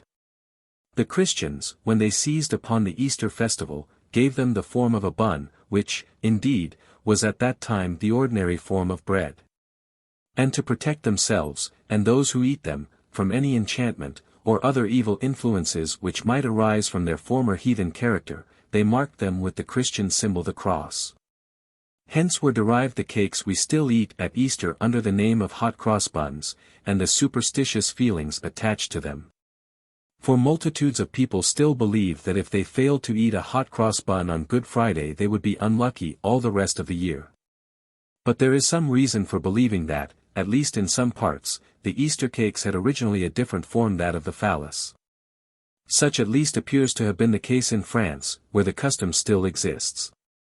In Saintonge, in the neighborhood of La Rochelle, small cakes, baked in the form of a phallus, are made as offerings at Easter, and are carried and presented from house to house. And we have been informed that similar practices exist in some other places. When Delors wrote, the festival of Palm Sunday, in the town of Saints, was called the Fête de Pins, pin being a popular and vulgar word for the membrum virile. At this fête the women and children carried in the procession, at the end of their palm branches, a phallus made of bread, which they called undisguisedly a pin, and which, having been blessed by the priest, the women carefully preserved during the following year as an amulet. Plate 13. Robin Goodfellow and Phallic ornaments. A similar practice existed at Saint Jean d'Angely, where small cakes, made in the form of the phallus, and named fêteuses, were carried in the procession of the Fête Dieu, or Corpus Christi. 28 Shortly before the time when Delors wrote, this practice was suppressed by a new sous-prefect, M. Maillard. The custom of making cakes in the form of the sexual members, male and female, dates from a remote antiquity and was common among the Romans. Martial made a phallus of bread, Priapus Worship, the subject of an epigram of 2 lines. Si vis esse sater, nostrum potes esse priapum. Ipsi licet rodas inguina, purus eris. Martial, Lib 14, EP 69. The same writer speaks of the image of a female organ made of the same material in another of his epigrams, to explain which. It is only necessary to state that these images were composed of the finest wheaten flour, siligo. Pauper amicitiae cum cis, lupe, non es amici. E quaeritur de te mentula sola nihil. Illa silaginius pingessit adultera cunis. Convivum passit nigra farina tuum. Martial, Lib 9, EP 3. This custom appears to have been preserved from the Romans through the Middle Ages, and may be traced distinctly as far back as the 14th or 15th century. We are informed that in some of the earlier unedited French books on cookery, receipts are given for making cakes in these obscene forms, which are named without any concealment. And the writer on this subject, who wrote in the 16th century, Johannes Bruerinus Campigius, describing the different forms in which cakes were then made, enumerates those of the secret members of both sexes, a proof. He says of the degeneracy of manners, when Christians themselves can delight in obscenities and immodest things even among their articles of food. He adds that some of these were commonly spoken of by a gross name, de cons sucres. When Delors wrote, that is just 40 years ago, cakes of these forms continued to be made in various parts of France, and he informs us that those representing the male organ were made in the Lower Limousin, and especially at Brives. While similar images of the female organ were made at Clermont in Auvergne, and in other places. They were popularly called miches. 29. There is another custom attached to Easter, which has probably some relation to the worship of which we are treating, and which seems once to have prevailed throughout England, though we believe it is now confined to Shropshire and Cheshire. In the former county it is called heaving, in the latter lifting. On Easter Monday the men go about with chairs, seize the women they meet, and, placing them in the chairs, raise them up, turn them round 2 or 3 times, and then claim the right of kissing them. On Easter Tuesday, the same thing is done by the women to the men. This, of course, is only practiced now among the lower classes, except sometimes as a frolic among intimate friends. The chair appears to have been a comparatively modern addition, since such articles have become more abundant. In the last century 4 or 5 of the one sex took the victim of the other sex by the arms and legs, and lifted her or him in that manner, and the operation was attended, at all events on the part of the men, with much indecency. The women usually expect a small contribution of money from the men they have lifted. More anciently, in the time of Durandus, that is, in the 13th century, a still more singular custom prevailed on these 2 days. He tells us that in many countries, on the Easter Monday, it was the rule for the wives to beat their husbands, and that on the Tuesday the husbands beat their wives. Brand, in his popular Antiquities, tells us that in the city of Durham, in his time, it was the custom for the men, on the one day, to take off the women's shoes, which the latter were obliged to purchase back. And that on the other day the women did the same to the men. May Day. In medieval poetry and romance, the month of May was celebrated above all others as that consecrated to love, which seemed to pervade all nature, and to invite mankind to partake in the general enjoyment. Hence, among nearly all peoples, its approach was celebrated with festivities, in which, under various forms, worship was paid to nature's reproductiveness. The Romans welcomed the approach of May with their Floralia, a festival we have already described as remarkable for licentiousness. And there cannot be a doubt that our Teutonic forefathers had also their festival of the season long before they became acquainted with the Romans. Yet much of the medieval celebration of May Day, especially in the south, appears to have been derived from the Floralia of the latter people. As in the Floralia, the arrival of the festival was announced by the sounding of horns during the preceding night. And no sooner had midnight arrived than the youth of both sexes proceeded in couples to the woods to gather branches and make garlands, with which they were to return just at sunrise for the purpose of decorating the doors of their houses. In England the grand feature of the day was the maypole. This maypole was the stem of a tall young tree cut down for the occasion, painted of various colors, and carried in joyous procession, with minstrels playing before, until it reached the village green, or the open space in the middle of a town, where it was usually set up. It was there decked with garlands and flowers, the lads and girls danced round it, and people indulged in all sorts of riotous enjoyments. All this is well described by a Puritan writer of the reign of Queen Elizabeth, Philip Stubbs, who says that, against Mai, every parish, town, and village assemble themselves together, both men, women, and children, old and young, even all indifferently. And either going all together, or dividing themselves into companies, they go some to the woods and groves, some to the hills and mountains, some to one place, some to another, where they spend all the night in pleasant pastimes. And in the morning they return, brwengi with them birch boughs and branches of trees to deck their assemblies withal. But their cheerest jewel they brwengi from thence is their Mai pole, which they brwengi home with great veneration, as thus, they have 20 or 4 tie yoke of oxen, every ox having a sweet nosegay of flowers placed on the tip of his horns. And these oxen draw home this Mai pool, this stinking idol rather, which is covered all over with flowers and harbies, bound round about with stringes, from the top to the bottom, and sometime painted with variable colors. With 200 or 300 men, women, and children following it, with great devotion. And thus being reared up, with handkerchiefs and flags streaming on the top, they straw the ground about, bind green boughs about it, set up summer halls, bowers, and arbours hard by it. And then fall they to banquet and feast, to leap and dance about it, as the heathen people did, at the dedication of their idoless, whereof this is a perfect pattern, or rather the thing itself. 30. The Puritans were deeply impressed with the belief that the maypole was a substantial relic of paganism, and they were no doubt right. There appears to be reason sufficient for supposing that, at a period which cannot now be ascertained, the maypole had taken the place of the phallus. The ceremonies attending the elevation of the two objects were identical. The same joyous procession in the Roman festivals, described above, conducted the phallus into the midst of the town or village, where in the same manner it was decked with garlands, and the worship partook of the same character. We may add, too, that both festivals were attended with the same licentiousness. I have heard it credibly reported, says the Puritan Stubbs, and that viva voce by mene of Greek gravity and reputation, that of 40, 60, or 100 maids going to the wood overnight. There have scarcely the third part returned home again undefiled. The day generally concluded with bonfires. These represented the need fire, which was intimately connected with the ancient Priapic rites. Fire itself was an object of worship, as the most powerful of the elements. But it was supposed to lose its purity and sacred character in being propagated from one material to another, and the worshippers sought on these solemn occasions to produce it in its primitive and purest form. This was done by the rapid friction of two pieces of wood, attended with superstitious ceremonies.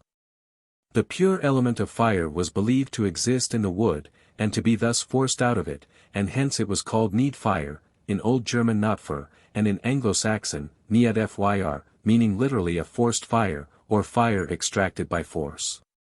Before the process of thus extracting the fire from the wood, it was necessary that all the fires previously existing in the village should be extinguished, and they were afterwards revived from the bonfire which had been lit from the need fire. The whole system of bonfires originated from this superstition. They had been adopted generally on occasions of popular rejoicing, and the bonfires commemorating the celebrated gunpowder plot are only particular applications of the general practice to an accidental case. The superstition of the need fire belongs to a very remote antiquity in the Teutonic race, and existed equally in ancient Greece. It is proscribed in the early capitularies of the Frankish emperors of the Carlovingian dynasty. The universality of this superstition is proved by the circumstance that it still exists in the Highlands of Scotland, especially in Caithness, where it is adopted as a protection for the cattle when attacked by disease which the Highlanders attribute to witchcraft. 31 It was from the remotest ages the custom to cause cattle, and even children, to pass across the need fire, as a protection to them for the rest of their lives. The need fire was kindled at Easter, on May Day, and especially at the summer solstice, on the eve of the feast of St. John the Baptist, or of Midsummer Day. 32. Midsummer Night. The eve of St. John was in popular superstition one of the most important days of the medieval year. The need fire or thisti.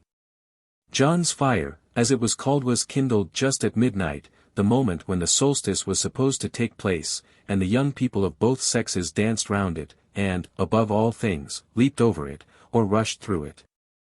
Which was looked upon not only as a purification, but as a protection against evil influences. It was the night when ghosts and other beings of the spiritual world were abroad, and when witches had most power. It was believed, even, that during this night people's souls left the body in sleep, and wandered over the world, separated from it. It was a night of the great meetings of the witches, and it was that in which they mixed their most deadly poisons, and performed their most effective charms. It was a night especially favorable to divination in every form, and in which maidens sought to know their future sweethearts and husbands. It was during this night, also, that plants possessed their greatest powers either for good or for evil, and that they were dug up with all due ceremonies and cautions. The more hidden virtues of plants, indeed, depended much on the time at which, and the ceremonies with which, they were gathered, and these latter were extremely superstitious, no doubt derived from the remote ages of paganism. As usual, the clergy applied a half-remedy to the evil. They forbade any rites or incantations in the gathering of medicinal herbs except by repeating the Creed and the Lord's Prayer. As already stated, the night of St. John's, or Midsummer Eve, was that when ghosts and spirits of all descriptions were abroad, and when witches assembled, and their potions, for good or for evil, and charms were made with most effect. It was the night for popular divination, especially among the young maidens, who sought to know who were destined to be their husbands, what would be their characters, and what their future conduct. The medicinal virtues of many plants gathered on St. John's Eve, and with the due ceremonies, were far more powerful than if gathered at other times. The most secret practices of the old popular superstitions are now mostly forgotten, but when, here and there, we meet with a few traces of them, they are of a character which leads us to believe that they belonged to a great extent to that same worship of the generative powers which prevailed so generally among all peoples. We remember that, We believe in one of the earlier editions of Mother Bunch, maidens who wished to know if their lovers were constant or not were directed to go out exactly at midnight on St. John's Eve, to strip themselves entirely naked, and in that condition to proceed to a plant or shrub, the name of which was given, and round it they were to form a circle and dance, repeating at the same time certain words which they had been taught by their instructress. Having completed this ceremony, they were to gather leaves of the plant round which they had danced, which they were to carry home and place under their pillows, and what they wished to know would be revealed to them in their dreams. We have seen in some of the medieval treatises on the virtue of plants directions for gathering some plants of a special importance, in which it was required that this should be performed by young girls in a similar state of complete nakedness. Plants and flowers. Plants and flowers were, indeed, intimately connected with this worship. We have seen how constantly they are introduced in the form of garlands, and they were always among the offerings to Priapus. It was the universal practice, in dancing round the fire on St. John's Eve, to conclude by throwing various kinds of flowers and plants into it, which were considered to be propitiatory, to avert certain evils to which people were liable during the following year. Among the plants they offered are mentioned motherwort, vervain, and violets. It is perhaps to this connection of plants with the old Priapic worship that we owe the popular tendency to give them names which were more or less obscene, most of which are now lost, or are so far modified as to present no longer the same idea. Thus the well-known arum of our hedge bottoms received the names, no doubt suggested by its form, of cuckoo's pintle, or priest's pintle, or dog's pintle, and, in French, those of vit de chien and vit de prestre. In English it is now abbreviated into cuckoo pint, or, sometimes, cuckoo point. The whole family of the orchids was distinguished by a corresponding word, accompanied with various qualifications. We have in William Coles's Adam in Eden, Fall. 1659, the different names, for different varieties, of dog stones, fool stones, fox stones, in the older Herbal of Gerard, folios 1597, triple balacs, sweet cods, goat stones, hare stones, and in French, Collian de Bouc, the goat was especially connected with the Priapic mysteries, and Couille, or Collian de Chien. In French, too, as we learn from Cotgrave and the Herbals, a kind of sowlet harb was called Couille à l'évêque. The greater stonecrop was named Couille au loup, and the spindle tree was known by the name of Collian de Prêtré. There are several plants which possess somewhat the appearance of a rough bush of hair. One of these, a species of adiantum, was known even in Roman times by the name of Capillus veneris, and in more modern times it has been called maidenhair, and Our Lady's hair. Another plant, the Asplenium trichomanes, was and is also called popularly maidenhair, or maiden's hair, and we believe that the same name has been given to one or two other plants. There is reason for believing that the hair implied in these names was that of the pubes. 33 We might collect a number of other old popular names of plants of a similar character with these just enumerated. In an old calendar of the Romish Church, which is often quoted in Brand's popular Antiquities, the seeking of plants for their hidden virtues and magical properties is especially noted as part of the practices on the eve of St. John, herbi diversi generis querantur, and one plant is especially specified in terms too mysterious to be easily understood. Fern seed, also, was a great object of search on this night. For, if found and properly gathered, it was believed to possess powerful magical properties, and especially that of rendering invisible the individual who carried it upon his person. But the most remarkable of all the plants connected with these ancient Priapic superstitions was the mandragora, a plant which has been looked upon with a sort of feeling of reverential fear at all periods, and almost in all parts. Its Teutonic name, auron, or, in its more modern form, auron, speaks at once of the belief in its magical qualities among that race. People looked upon it as possessing some degree of animal life, and it was generally believed that, when it was drawn out of the earth, it uttered a cry, and that this cry carried certain death or madness to the person who extracted it. To escape this danger, the remedy was to tie a string round it, which was to be attached to a dog, and the latter, being driven away, dragged up the root in its attempt to run off, and experienced the fatal consequences. The root was the important part of the plant. It has somewhat the form of a forked radish, and was believed to represent exactly the human form below the waist, with, in the male and female plants, the human organs of generation distinctly developed. The mandrake, when it could be obtained, was used in the Middle Ages in the place of the phallic amulet, and was carefully carried on the person, or preserved in the house. It conferred fertility in more senses than one, for it was believed that as long as you kept it locked up with your money, the latter would become doubled in quantity every year. And it had at the same time all the protective qualities of the phallus. The Templars were accused of worshipping the mandrake, or mandragora, which became an object of great celebrity in France during the reigns of the weak monarchs Charles VI and Charles VII. In 1429 one Friar Richard, of the Order of the Cordeliers, preached a fierce sermon against the use of this amulet, the temporary effect of which was so great that a certain number of his congregation delivered up their mandragores to the preacher to be burnt. 34. It appears that the people who dealt in these amulets helped nature to a rather considerable extent by the means of art, and that there was a regular process of cooking them up. They were necessarily aware that the roots themselves, in their natural state, presented, to say the least, very imperfectly the form which men's imagination had given to them, so they obtained the finest roots they could, which, when fresh from the ground, were plump and soft, and readily took any impression which might be given to them. They then stuck grains of millet or barley into the parts where they wished to have hair, and again put it into a hole in the earth, until these grains had germinated and formed their roots. This process, it was said, was perfected within 20 days. They then took up the mandrake again, trimmed the fibrous roots of millet or barley which served for hair, retouched the parts themselves so as to give them their form more perfectly and more permanently, and then sold it.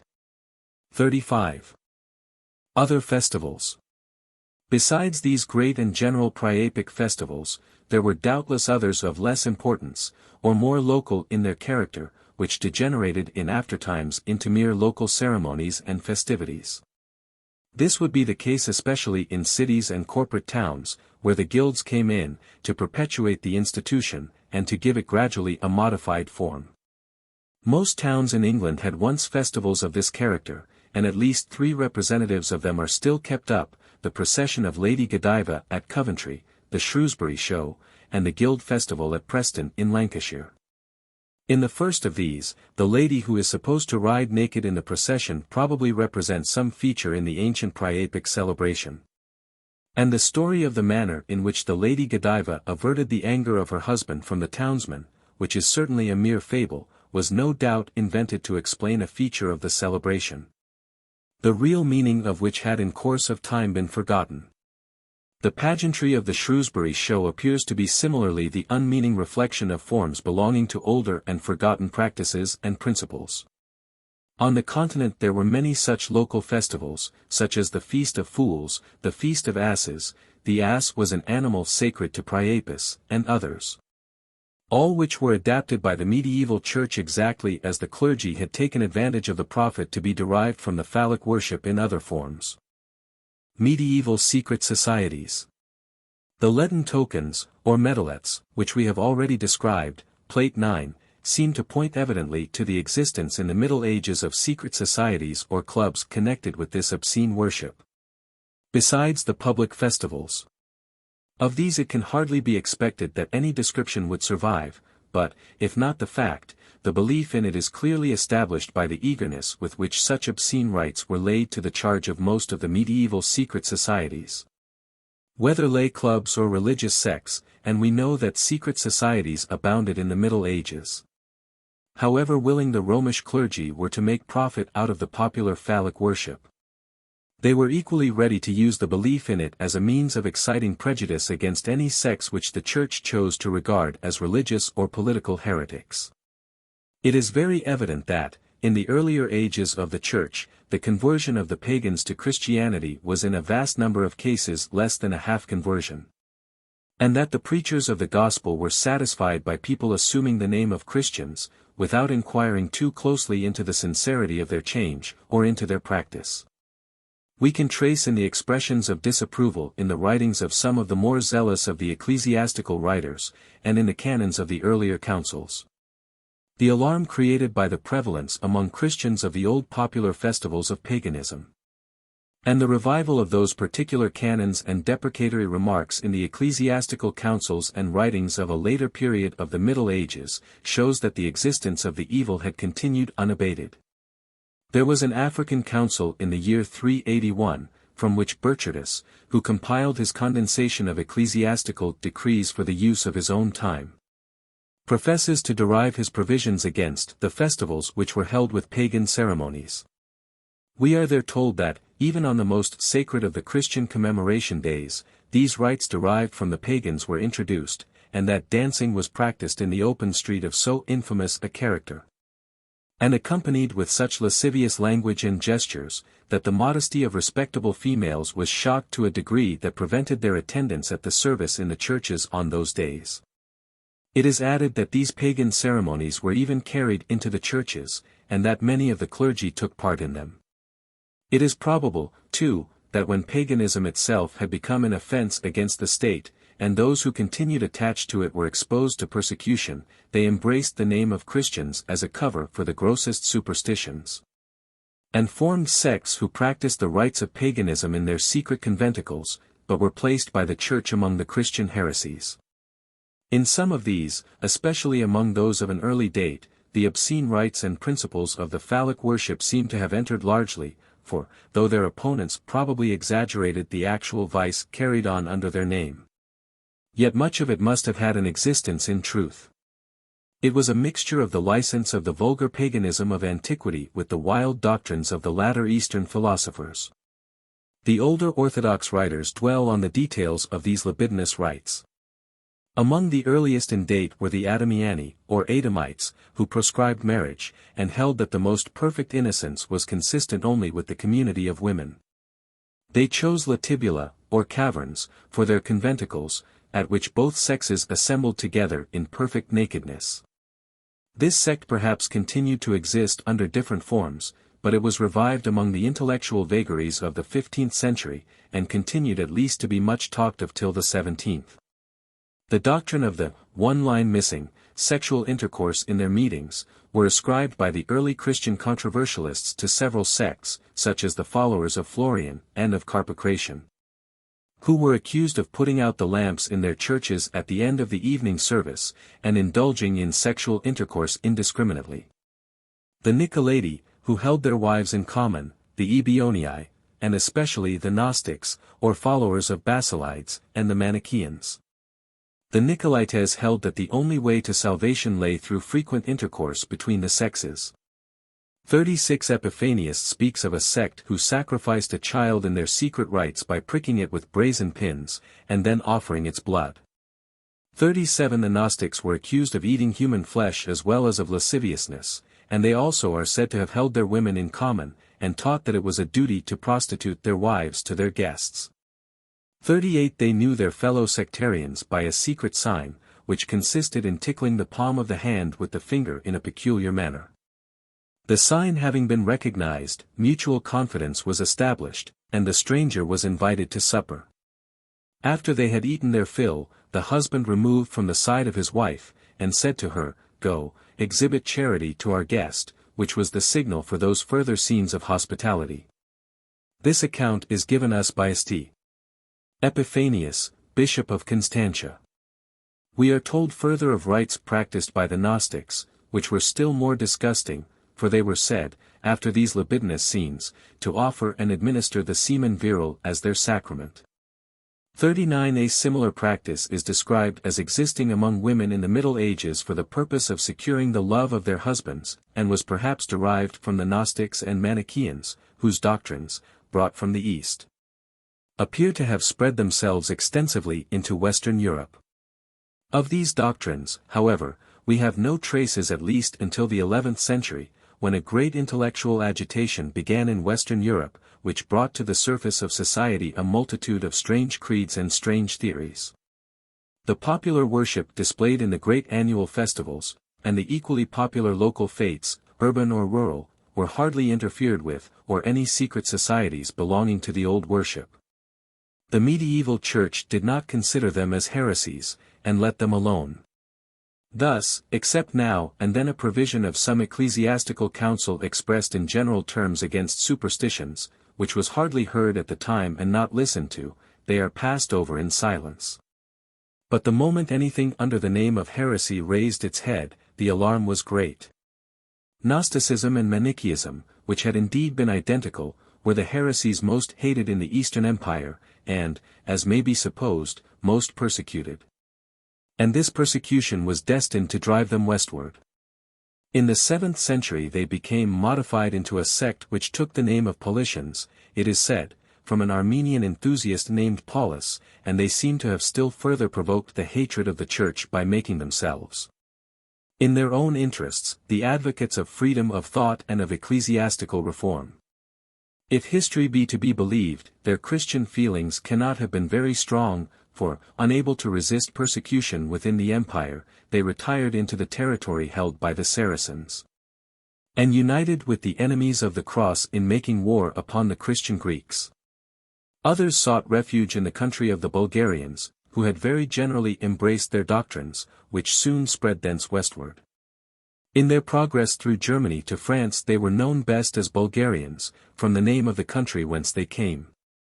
In their way through Italy they retained their name of Paulicians, corrupted in the Latin of that period of the Middle Ages into Populicani, Publicani, and, in French, into Popelican, Publican, Paulician, and various other forms which it is unnecessary to enumerate. They began to cause alarm in France at the beginning of the 11th century, in the reign of King Robert, when, under the name of Popelicans, they had established themselves in the diocese of Orleans, in which city a council was held against them in 1022, and 13 individuals were condemned to be burnt. The name appears to have lasted into the 13th century, but the name of Bulgarians became more permanent, and, in its French form of Bulgars, Bougars, or Bagres, became the popular name for heretics in general. With these heresies, through the more sensual parts of Gnosticism and Manichaeism, there appears to be left hardly room for doubt that the ancient phallic worship, probably somewhat modified, and under the shadow of secret rites, was imported into Western Europe. For, if we make allowance for the willing exaggerations of religious hatred, and consequent popular prejudice, the general conviction that these sectarians had rites and practices of a licentious character appears too strong to be entirely disregarded, nor does it present anything contrary to what we know of the state of medieval society, or to the facts which have already been brought forward in the present essay. These early sects appear to have professed doctrines rather closely resembling modern communism, including, like those of their earlier sectarian predecessors, the community of women.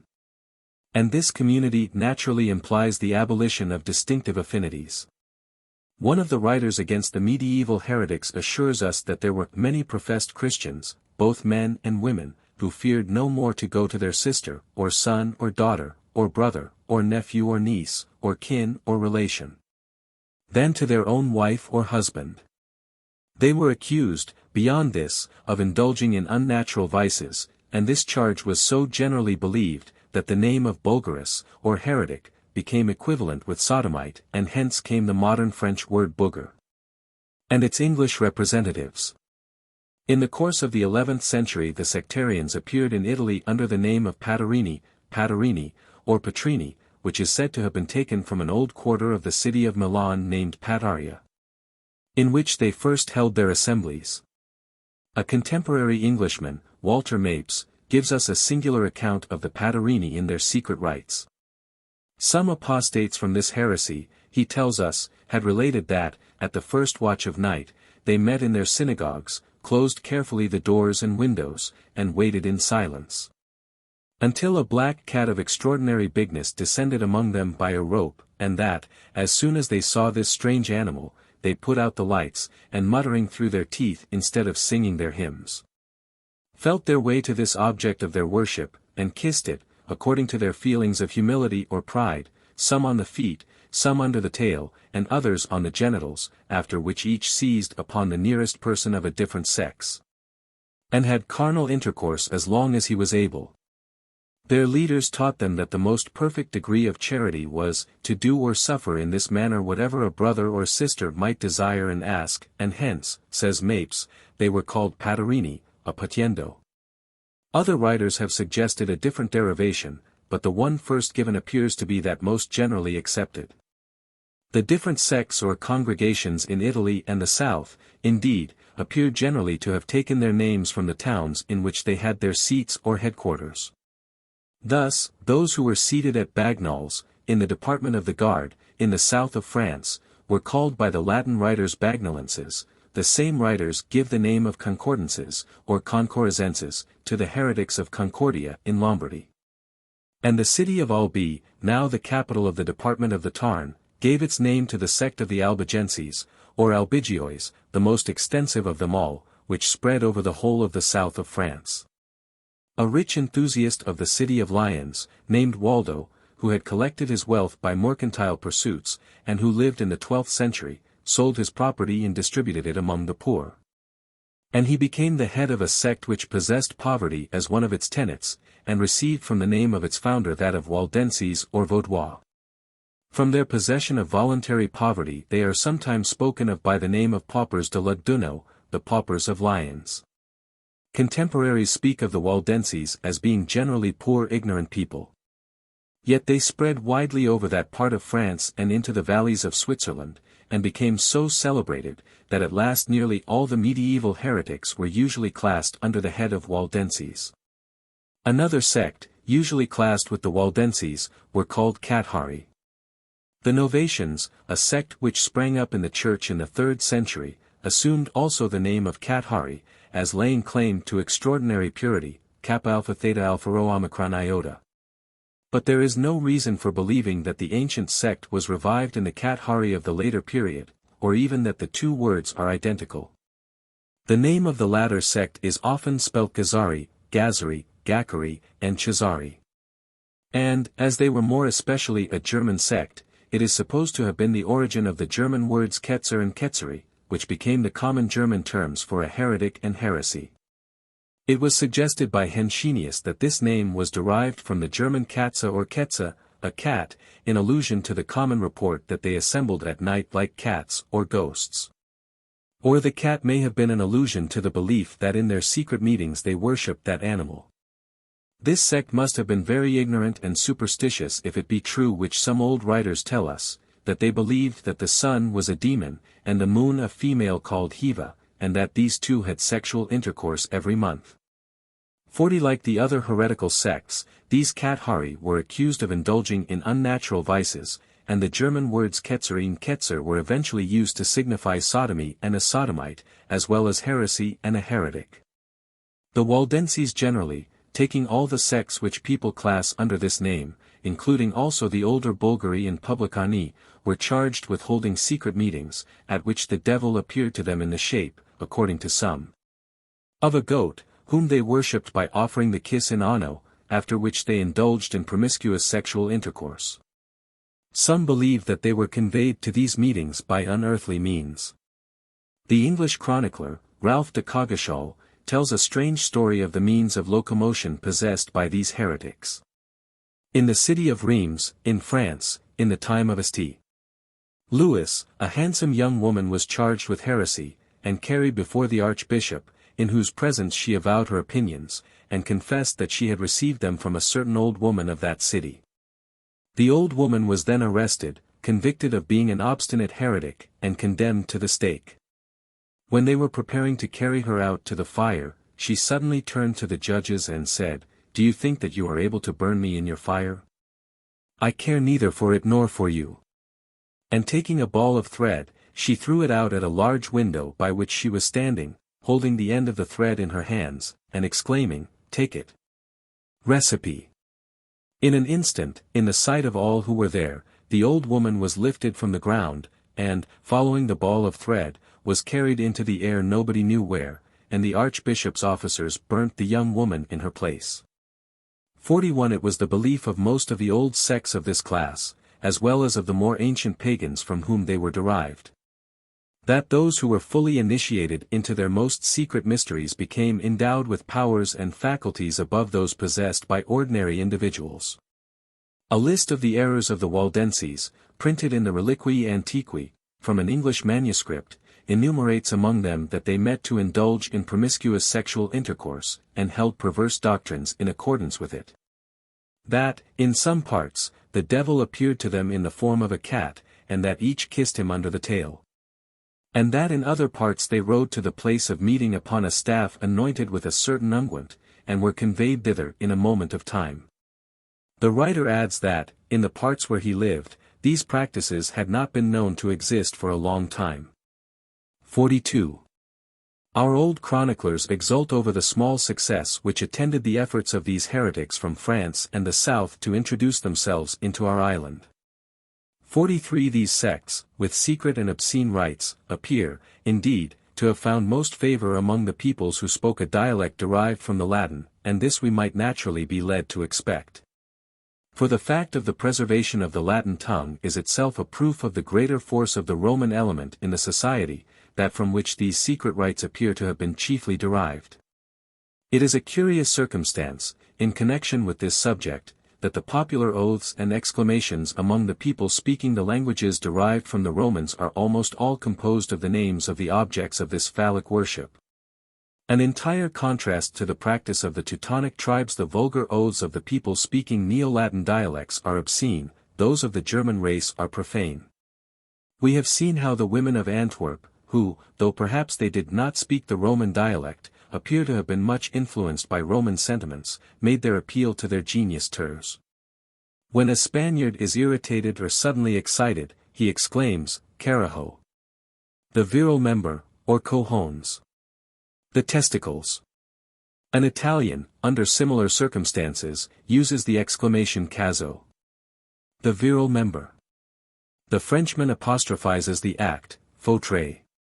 The female member, cono with the Spaniard, cano with the Italian, and con with the Frenchman, was and is used more generally as an expression of contempt, which is also the case with the testicles, couillons. In French, those who have had experience in the old days of diligence traveling will remember how usual it was for the driver, when the horses would not go quick enough, to address the leader in such terms as va, donc, bu con. We have no such words used in this manner in the Germanic languages, with the exception, perhaps, of the German pots and potstausend, and the English equivalent, pox, which last is gone quite out of use. There was an attempt among the fashionables of our Elizabethan age of literature, to introduce the Italian caso under the form of cazzo, and the French fautre under that of fautra, but these were mere affectations of a moment, and were so little in accord with our national sentiments that they soon disappeared. The earliest accounts of a sect which held secret meetings for celebrating obscene rites is found in France. It appears that, early in the 11th century, there was in the city of Orleans a society consisting of members of both sexes, who assembled at certain times in a house there, for the purposes which are described rather fully in a document found in the cartulary of the Abbey of St. Père et Chartres. As there stated, they went to the meeting, each carrying in the hand a lighted lamp, and they began by chanting the names of demons in the manner of a litany, until a demon suddenly descended among them in the form of an animal. This was no sooner seen, than they all extinguished their lamps, and each man took the first female he put his hand upon, and had sexual intercourse with her, without regard if she were his mother, or his sister, or a consecrated nun. And this intercourse, we are told, was looked upon by them as an act of holiness and religion.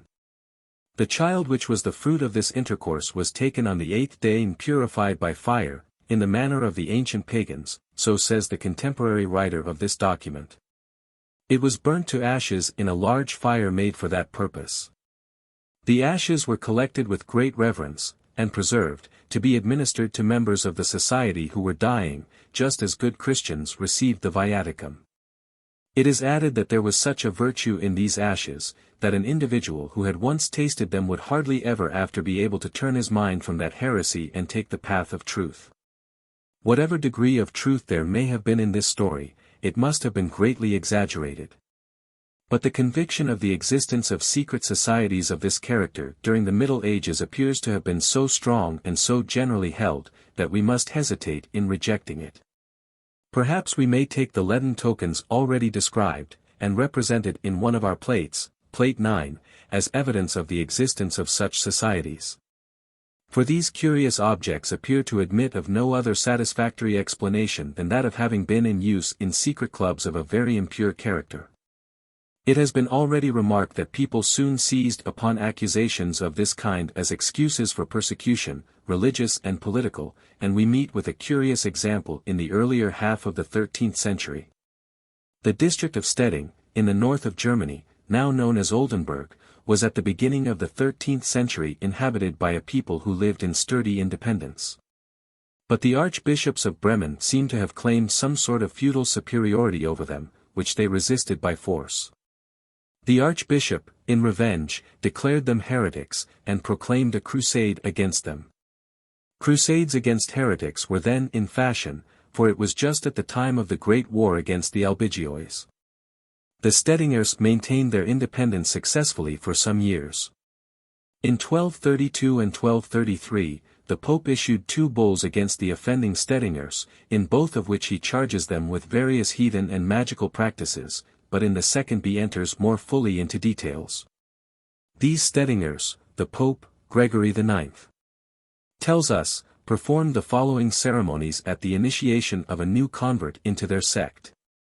When the novice was introduced, a toad presented itself, which all who were present kissed, some on the posteriors, and others on the mouth, when they drew its tongue and spittle into their own mouths.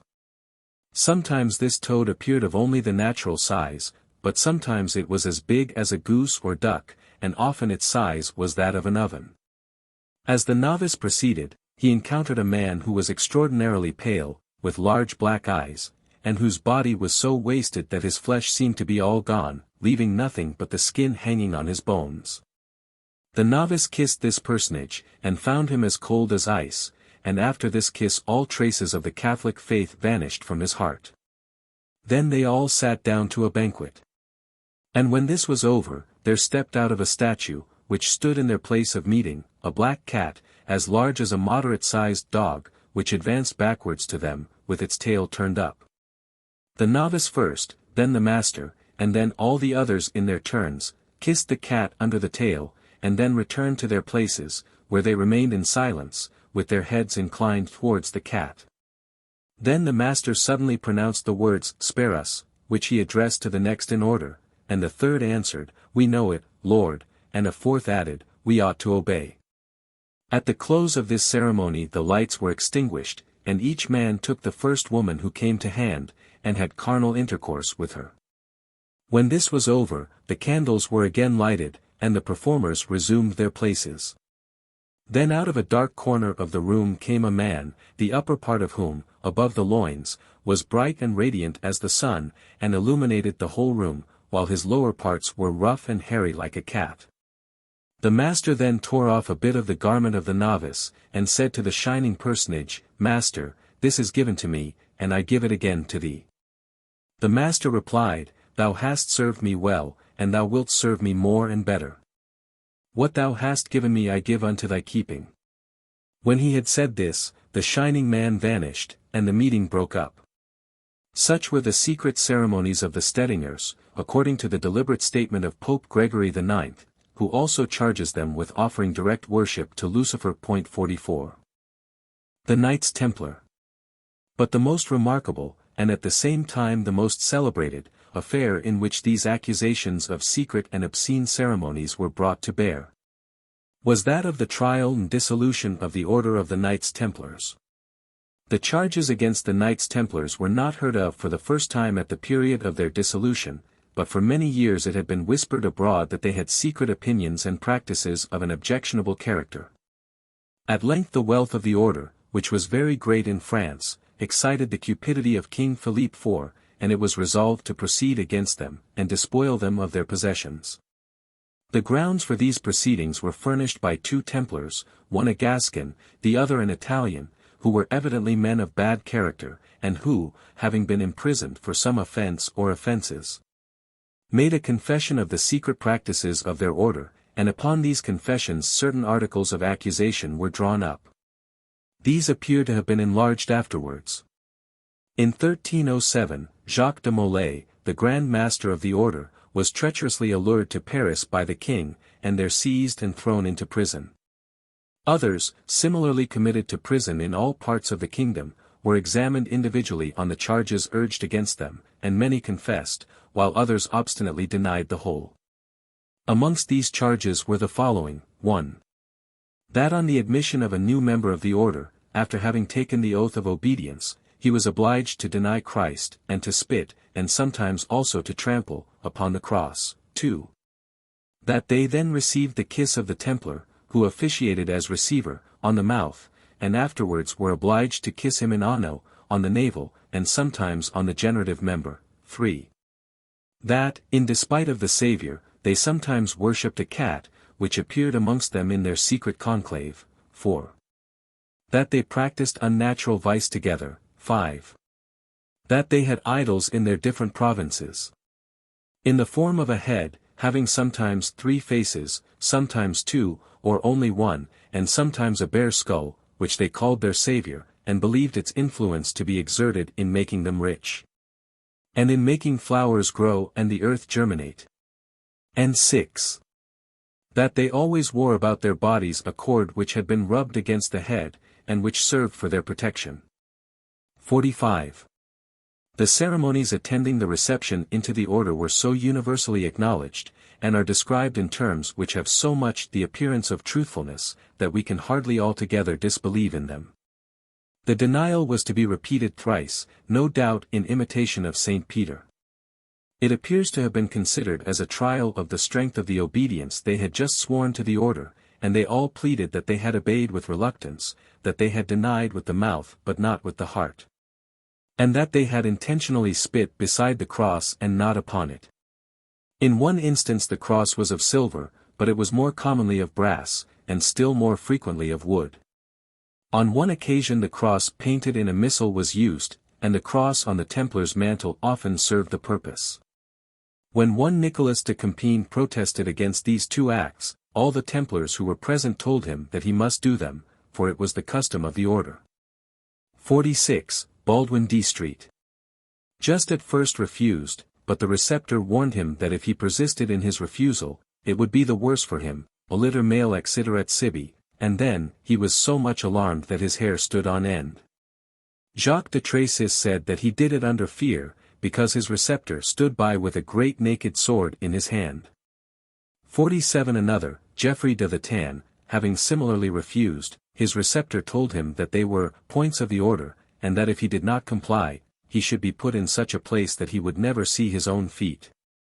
And another who refused to utter the words of denial was thrown into prison and kept there until vespers, and when he saw that he was in peril of death, he yielded, and did whatever the receptor required of him. But he adds that he was so troubled and frightened that he had forgotten whether he spat on the cross or not. Gouet de la Roche, a presbyter of the diocese of Limoges, said that he uttered the denial with great weeping. Another, when he denied Christ, was all stupefied and troubled, and it seemed as if he were enchanted, not knowing what counsel to take, as they threatened him heavily if he did not do it. When Etienne de Dijon similarly refused to deny his Saviour, the preceptor told him that he must do it because he had sworn to obey his orders, and then, he denied with his mouth, he said, but not with his heart. And he did this with great grief, and he adds that when it was done, he was so conscience-struck that he wished he had been outside at his liberty, even though it had been with the loss of one of his arms. When Odo de Dampierre, with great reluctance, at length spat on the cross, he said that he did it with such bitterness of heart that he would rather have had his 2 thighs broken. Michelet, in the account of the proceedings against the Templars in his History of France, offers an ingenious explanation of these ceremonies of initiation which gives them a typical meaning. He imagines that they were borrowed from the figurative mysteries and rites of the early Church, and supposes that, in this spirit, the candidate for admission into the order was first presented as a sinner and renegade, in which character, after the example of Peter, he was made to deny Christ. This denial, he suggests, was a sort of pantomime in which the novice expressed his reprobate state by spitting on the cross. After which he was stripped of his profane clothing, received, through the kiss of the order, into a higher state of faith, and clothed with the garb of its holiness. If this were the case, the true meaning of the performance must have been very soon forgotten. This was especially the case with the kiss.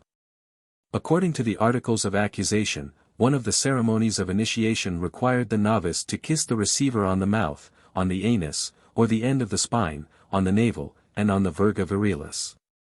The last is not mentioned in the examinations, but the others are described by so many of the witnesses that we cannot doubt of their truth.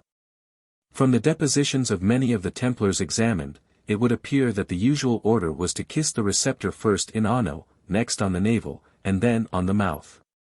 48. The first of these was an act which would, of course, be repulsive to most people, and the practice arose gradually of only kissing the end of the spine, or, as it was called in medieval Latin, in anca. Bertrand de Sommerens, of the Diocese of Amiens, describing a reception at which more than one new member was admitted, says that the receiver next told them that they must kiss him in ano. But, instead of kissing him there, they lifted up his clothes and kissed him on the spine. The receptor, it appears, had the power of remitting this kiss when he judged there was a sufficient reason. Etienne de Dijon, a presbyter of the Diocese of Langres, said that, when he was admitted into the order, the preceptor told him that he ought, according to the observances of the order, to kiss his receiver in ano. But that in consideration of his being a presbyter, he would spare him and remit this kiss. Pierre de Grumenel, also a presbyter, when called upon to perform this act, refused, and was allowed to kiss his receiver on the navel only. A presbyter named Edu de Dampierre was excused for the same reason, 49, as well as many others. Another Templar, named Pierre de Lanhiac, said that, at his reception into the order, his receptor told him that he must kiss him in ano, because that was one of the points of the order, but that, at the earnest supplication of his uncle, who was present, and must therefore have been a knight of the order, he obtained a remission of this kiss. Another charge against the Templars was still more disgusting. It was said that they proscribed all intercourse with women, and one of the men examined stated, which was also confessed by others, that his receptor told him that, from that hour, he was never to enter a house in which a woman lay in labor, nor to take part as godfather at the baptism of any child, but he added that he had broken his oath, for he had assisted at the baptism of several children while still in the order, which he had left about a year before the seizure of the Templars, for the love of a woman of whom he had become enamored. On the other hand, those who replied to the interrogatory of the king's officers in this process, were all but unanimous in the avowal that on entering the order they received the permission to commit sodomy amongst themselves. 2 or 3 professed not to have understood this injunction in a bad sense, but to have supposed that it only meant that, when the brethren were short of beds, each was to be ready to lend half of his bed to his fellow. One of them, named Gillet de Incray, said that he at first supposed it to be meant innocently, but that his receptor immediately undeceived him, by repeating it in less covert terms. At which he was himself so horrified that he wished himself far away from the chapel in which the ceremony took place. A great number of Templars stated that, after the kisses of initiation, they were informed that if they felt moved by natural heat, they might call any one of the brethren to their relief, and that they ought to relieve their brethren when appealed to under the same circumstances. This appears to have been the most common form of the injunction. In 1 or 2 instances the receiver is described as adding that this was an act of contempt towards the other sex, which may perhaps be considered as showing that the ceremony was derived from some of the mysteries of the strange sects which appeared in the earlier ages of Christianity. Jean d'Este Lou, who held the office of Master of the House of Templars at Soisiac, said that, on his reception into the order, he received the injunction not to have intercourse with women, but, if he could not persevere in continence, he might have the same intercourse with men. And others were told that it would be better to satisfy their lust among themselves, whereby the order would escape evil report, than if they went to women. But although the almost unanimity of the confessions leave hardly room for a doubt that such injunctions were given, yet on the other hand they are equally unanimous in denying that these injunctions were carried into practice. Almost every Templar, as the questions were put to him, after admitting that he was told that he might indulge in such vice with the other brethren, asserted that he had never done this, and that he had never been asked to do so by any of them. Theobald the Taverniac, whose name tells us that he came from the south, denied indignantly the existence of such a vice among their order, but in terms which themselves told not very much in favor of the morality of the Templars in other respects. He said that, as to the crime of sodomy, he believed the charge to be totally untrue, because they could have very handsome and elegant women when they liked. And that they did have them frequently when they were rich and powerful enough to afford it, and that on this account he and other brothers of the order were removed from their houses, as he said. We have an implied acknowledgment that the Templars did not entirely neglect the other sex in a statement quoted by Dupuy that, if a child were born from the intercourse between a Templar and a virgin, they roasted it, and made an unguent of its fat, with which they anointed their idol. Those who confessed to the existence of the vice were so few, and their evidence so indefinite or indirect, that they are deserving of no consideration. One had heard that some brethren beyond the sea had committed unnatural vices. 50 another, Hugh de Four, had heard say that 2 brothers of the order, dwelling in the Chateau Pellerin, had been charged with sodomy. That, when this reached the ears of the master, he gave orders for their arrest, and that one had been killed in the attempt to escape, while the other was taken and imprisoned for life. Peter Brocart, a Templar of Paris, declared that one of the order, one night, called him and committed sodomy with him, adding that he had not refused, because he considered himself bound to obedience by the rules of the order. 51 The evidence is decidedly strong against the prevalence of such a vice among the Templars, and the alleged permission was perhaps a mere form of words, which concealed some occult meaning unknown to the mass of the Templars themselves.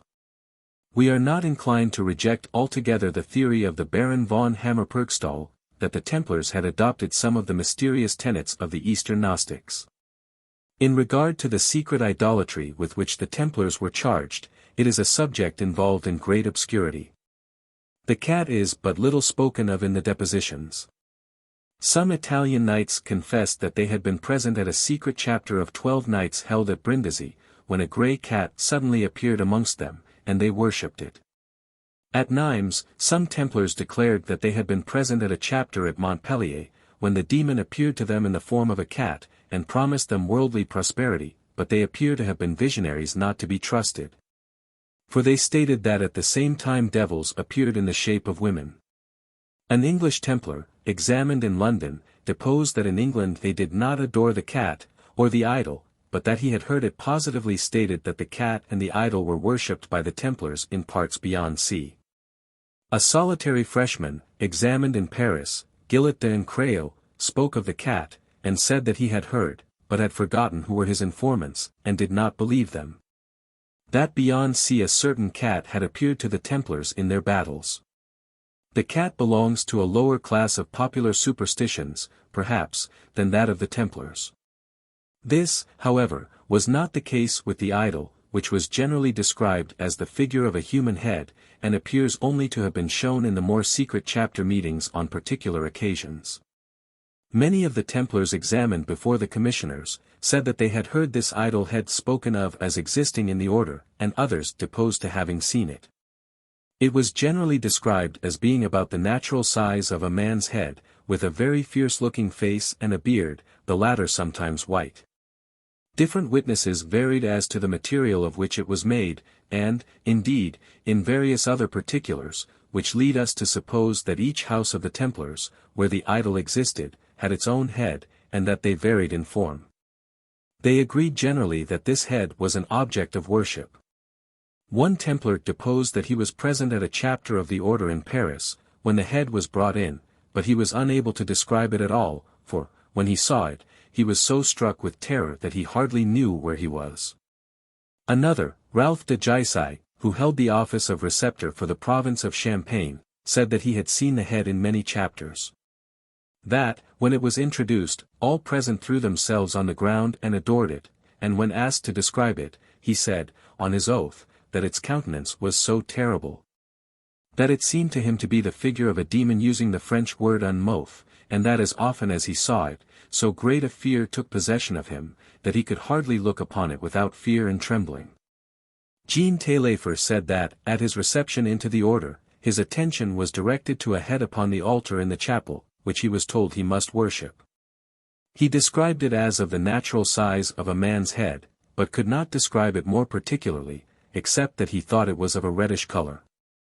52 Reynaris de Larchant saw the head twice in a chapter, especially once in Paris, where it had a beard, and they adored and kissed it, and called it their savior. Guillermus de Herbalayo saw the head with its beard, at 2 chapters. He thought it was of silver gilt, and wood inside.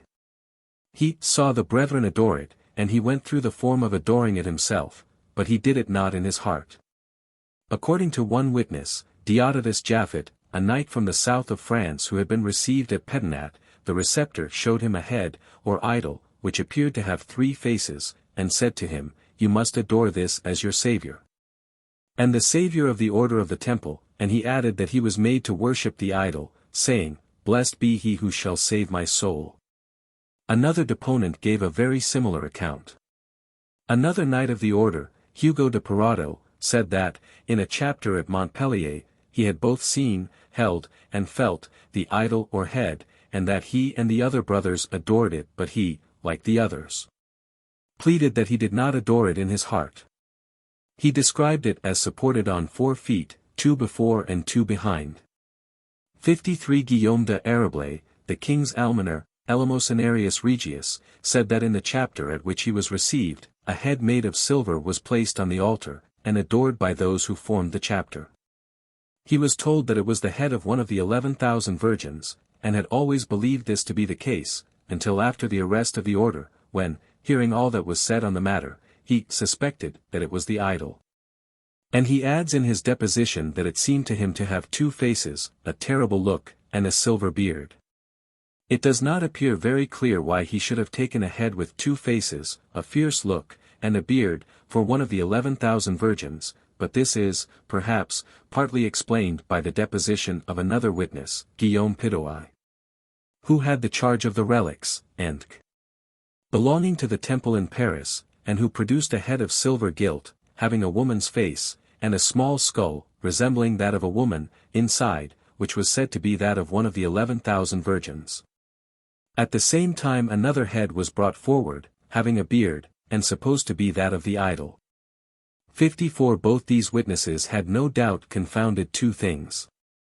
Pierre Géraud, of Mersac, another witness, said that after he had denied Christ and spit 10 on the cross, the receptor drew from his bosom a certain small image of brass or gold, which appeared to represent the figure of a woman, and told him that he must believe in it, and have faith in it, and that it would be well for him. Here the idol appears in the form of a statuette. There was also another account of the idol, which perhaps refers to some further object of superstition among the Templars. According to one deponent, it was an old skin embalmed, with bright carbuncles for eyes, which shone like the light of heaven. Others said that it was the skin of a man, but agreed with the others in regard to the carbuncles. 55 In England a Minorite friar deposed that an English knight of the Temple had assured him that the Templars had 4 principal idols in this country, one in the sacristy of the Temple in London, another at Bristolham, a third at Breweria, Broerne in Lincolnshire, and the 4th at some place beyond the Humber. 56. Another piece of information relating to this idol, which has been the subject of considerable discussion among modern writers, was elicited from the examination of some knights from the south. Gauzren de Montpezat, a knight of Provence, said that their superior showed him an idol made in the form of Baphomet. Another, named Raymond Rubiaille, described it as a wooden head, on which the figure of Baphomet was painted, and adds, that he worshipped it by kissing its feet, and exclaiming, Yella, which was, he says, verbum Saracenorum, a word taken from the Saracens. 57 A Templar of Florence declared that, in the secret chapters of the order, one brother said to the other, showing the idol, adore this head is your God and your Mahomet. The word Mahomet was used commonly in the Middle Ages as a general term for an idol or false god, but some writers have suggested that Baphomet is itself a mere corruption of Mahomet, and suppose that the Templars had secretly embraced Mohammedanism. A much more remarkable explanation of this word has, however, been proposed, which is, at the least, worthy of very great consideration.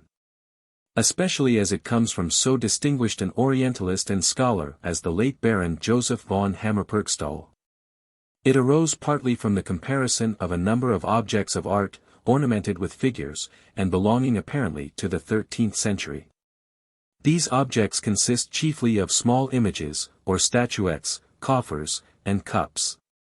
Von Hammer has described, and given engravings of, 24 such images, which it must be acknowledged answer very well to the descriptions of their idol given by the Templars in their examinations. Except only that the Templars usually speak of them as of the size of life, and as being merely heads. Most of them have beards, and tolerably fierce countenances. Among those given by von Hammer are 7 which present only a head, and 2 with 2 faces, backwards and forwards, as described in some of the depositions. These 2 appear to be intended for female heads. Altogether von Hammer has described 15 cups and goblets, but a much smaller number of coffers. Both cups and coffers are ornamented with extremely curious figures, representing a continuous scene, apparently religious ceremonies of some kind or other, but certainly of an obscene character. All the persons engaged in which are represented naked. It is not a part of our subject to enter into a detailed examination of these mysteries.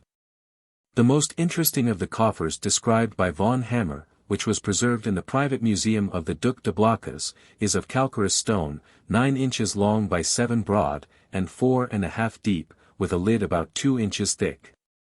It was found in Burgundy.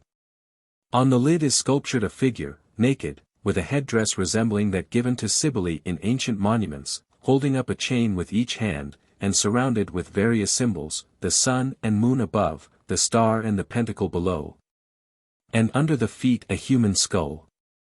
Plate 14, the chains are explained by von Hammer as representing the chains of Aeons of the Gnostics.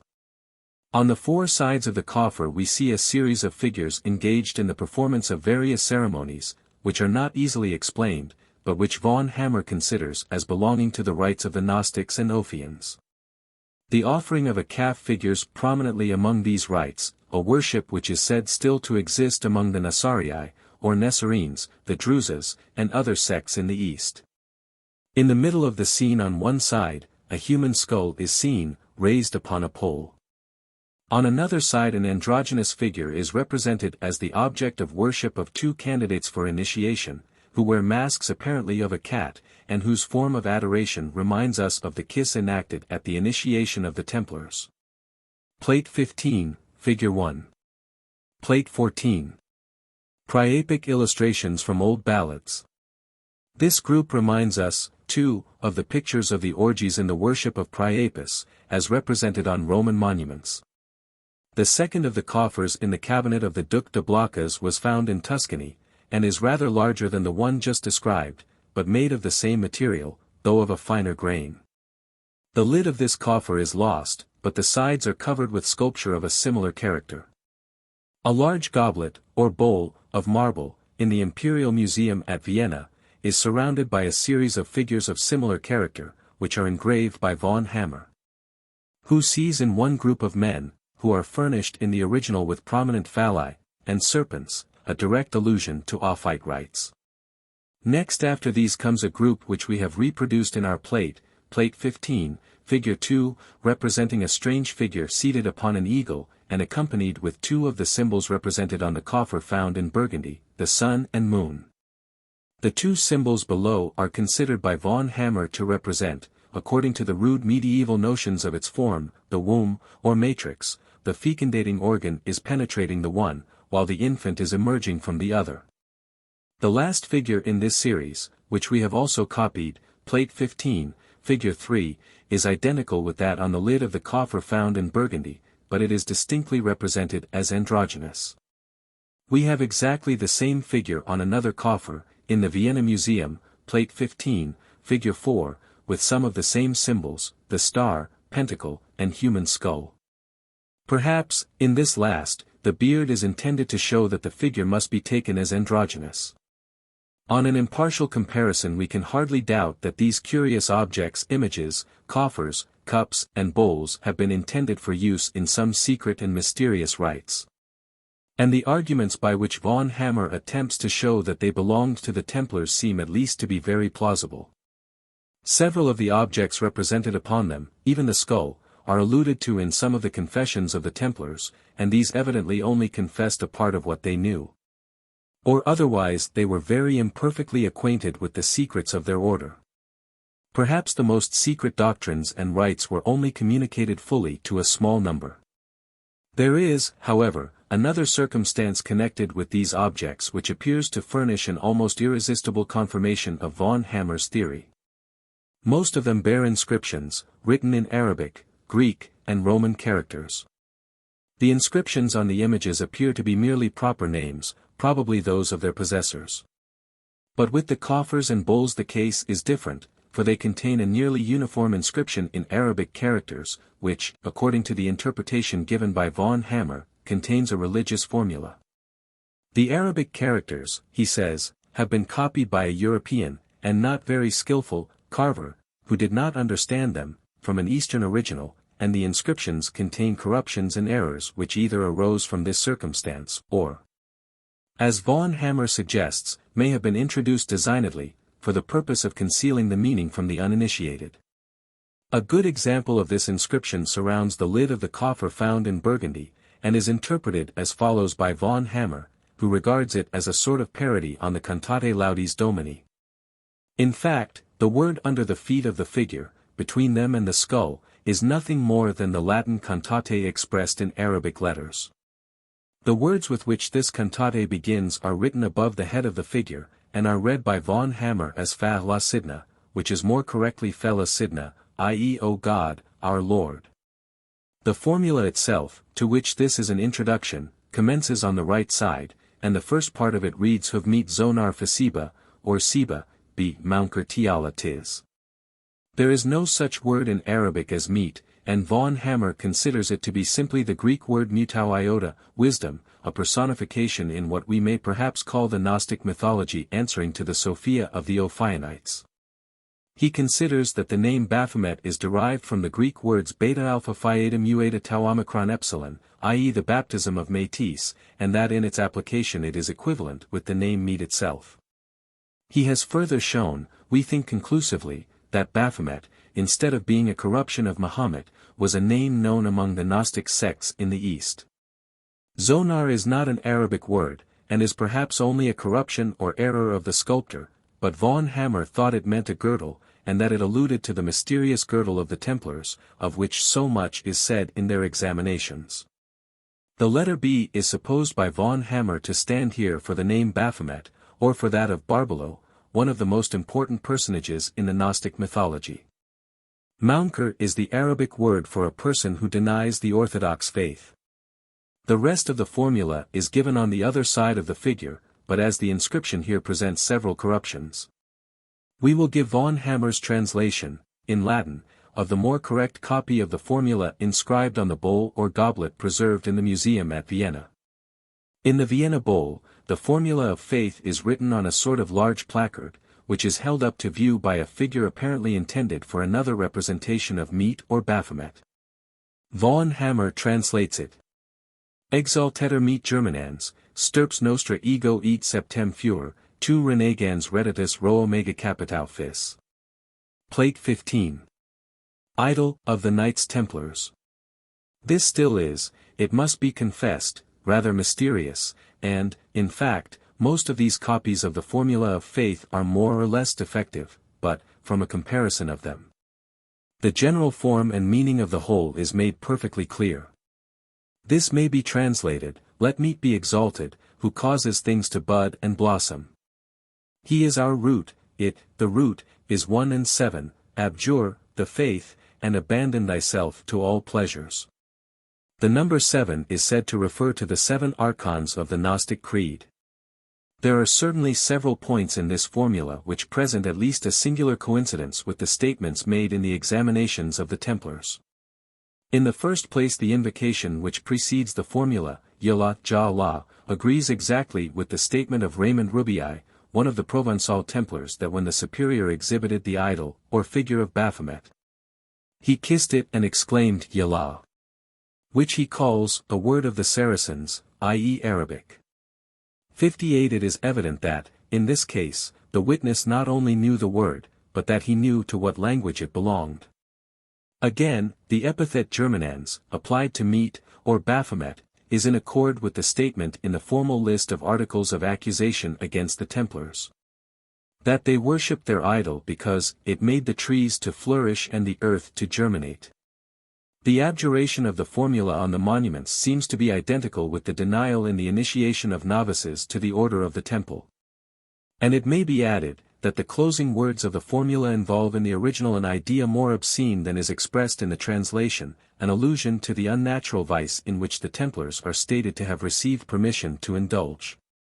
There is another curious statement in the examinations which seems to point directly to our images and coffers. One of the English witnesses under examination, named John de Dunnington, who had left the order and become a friar at Salisbury, said that an old Templar had assured him that some Templars carried such idols in their coffers. They seem to have been treasured up for the same reason as the mandrake, for one article in the articles against the Templars is that they worshipped their idol because it could make them rich, and that it had brought all their great wealth to the order. The two other classes of what the Baron von Hammer supposed to be relics of the secret worship of the Templars, appear to us to be much less satisfactorily explained. These are sculptures on old churches, and coins or medals. Such sculptures are found, according to von Hammer, on the churches of Schongräber, Waltendorf, and Berchtoldorf, in Austria, in that of Dutzchaltenberg, and in the ruins of that of Postien, in Hungary, and in those of Moreau, Prague, and Igra, in Bohemia.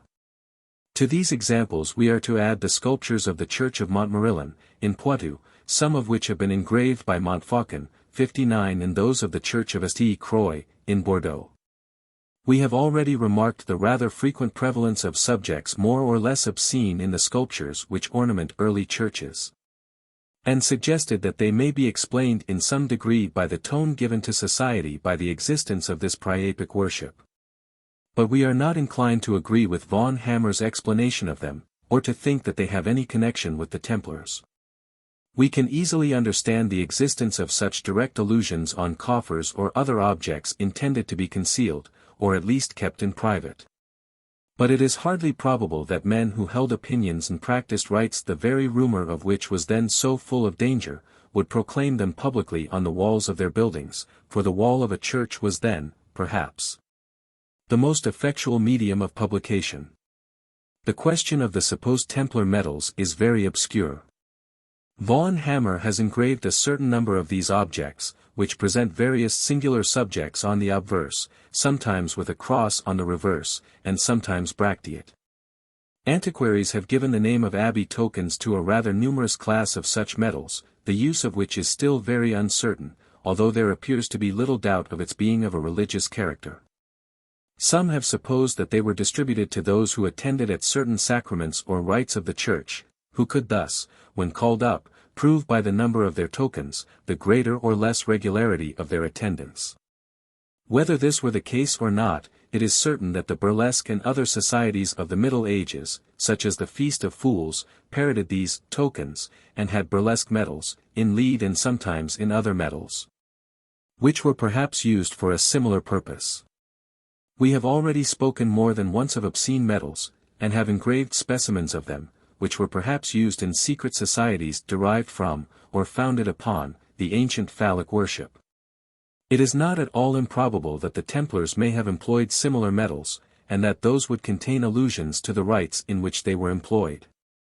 The medals published by von Hammer are said to have been found chiefly on the sites of settlements of the Order of the Temple.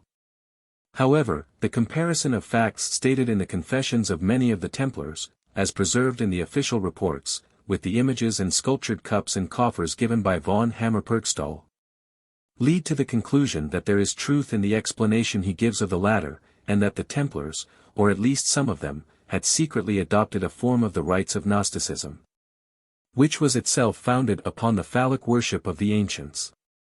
An English Templar, Stephen de Staplebridge, acknowledged that there were two professions in the order of the Temple, the first lawful and good, the second contrary to the faith. He had been admitted to the first of these when he first entered the order, 11 years before the time of his examination, but he was only initiated into the second or inner mysteries about a year afterwards. And he gives almost a picturesque description of this second initiation, which occurred in a chapter held at Dines-Lee, in Herefordshire. Another English Templar, Thomas de Tochi, said that the errors had been brought into England by a French knight of high position in the order. 60. The Witches' Sabbath. We have thus seen in how many various forms the old Phallic, or Priapic, worship presented itself in the Middle Ages, and how pertinaciously it held its ground through all the changes and developments of society. Until at length we find all the circumstances of the ancient Priapic orgies, as well as the medieval editions, combined in that great and extensive superstition witchcraft. At all times the initiated were believed to have obtained thereby powers which were not possessed by the uninitiated, and they only were supposed to know the proper forms of invocation of the deities who were the objects of their worship. Which deities the Christian teachers invariably transformed into devils. The vows which the people of antiquity addressed to Priapus, those of the Middle Ages addressed to Satan. The Witches' Sabbath was simply the last form which the Priapia and Liberalia assumed in Western Europe, and in its various details all the incidents of those great and licentious orgies of the Romans were reproduced. The Sabbath of the Witches does not appear to have formed a part of the Teutonic mythology, but we can trace it from the south through the countries in which the Roman element of society predominated.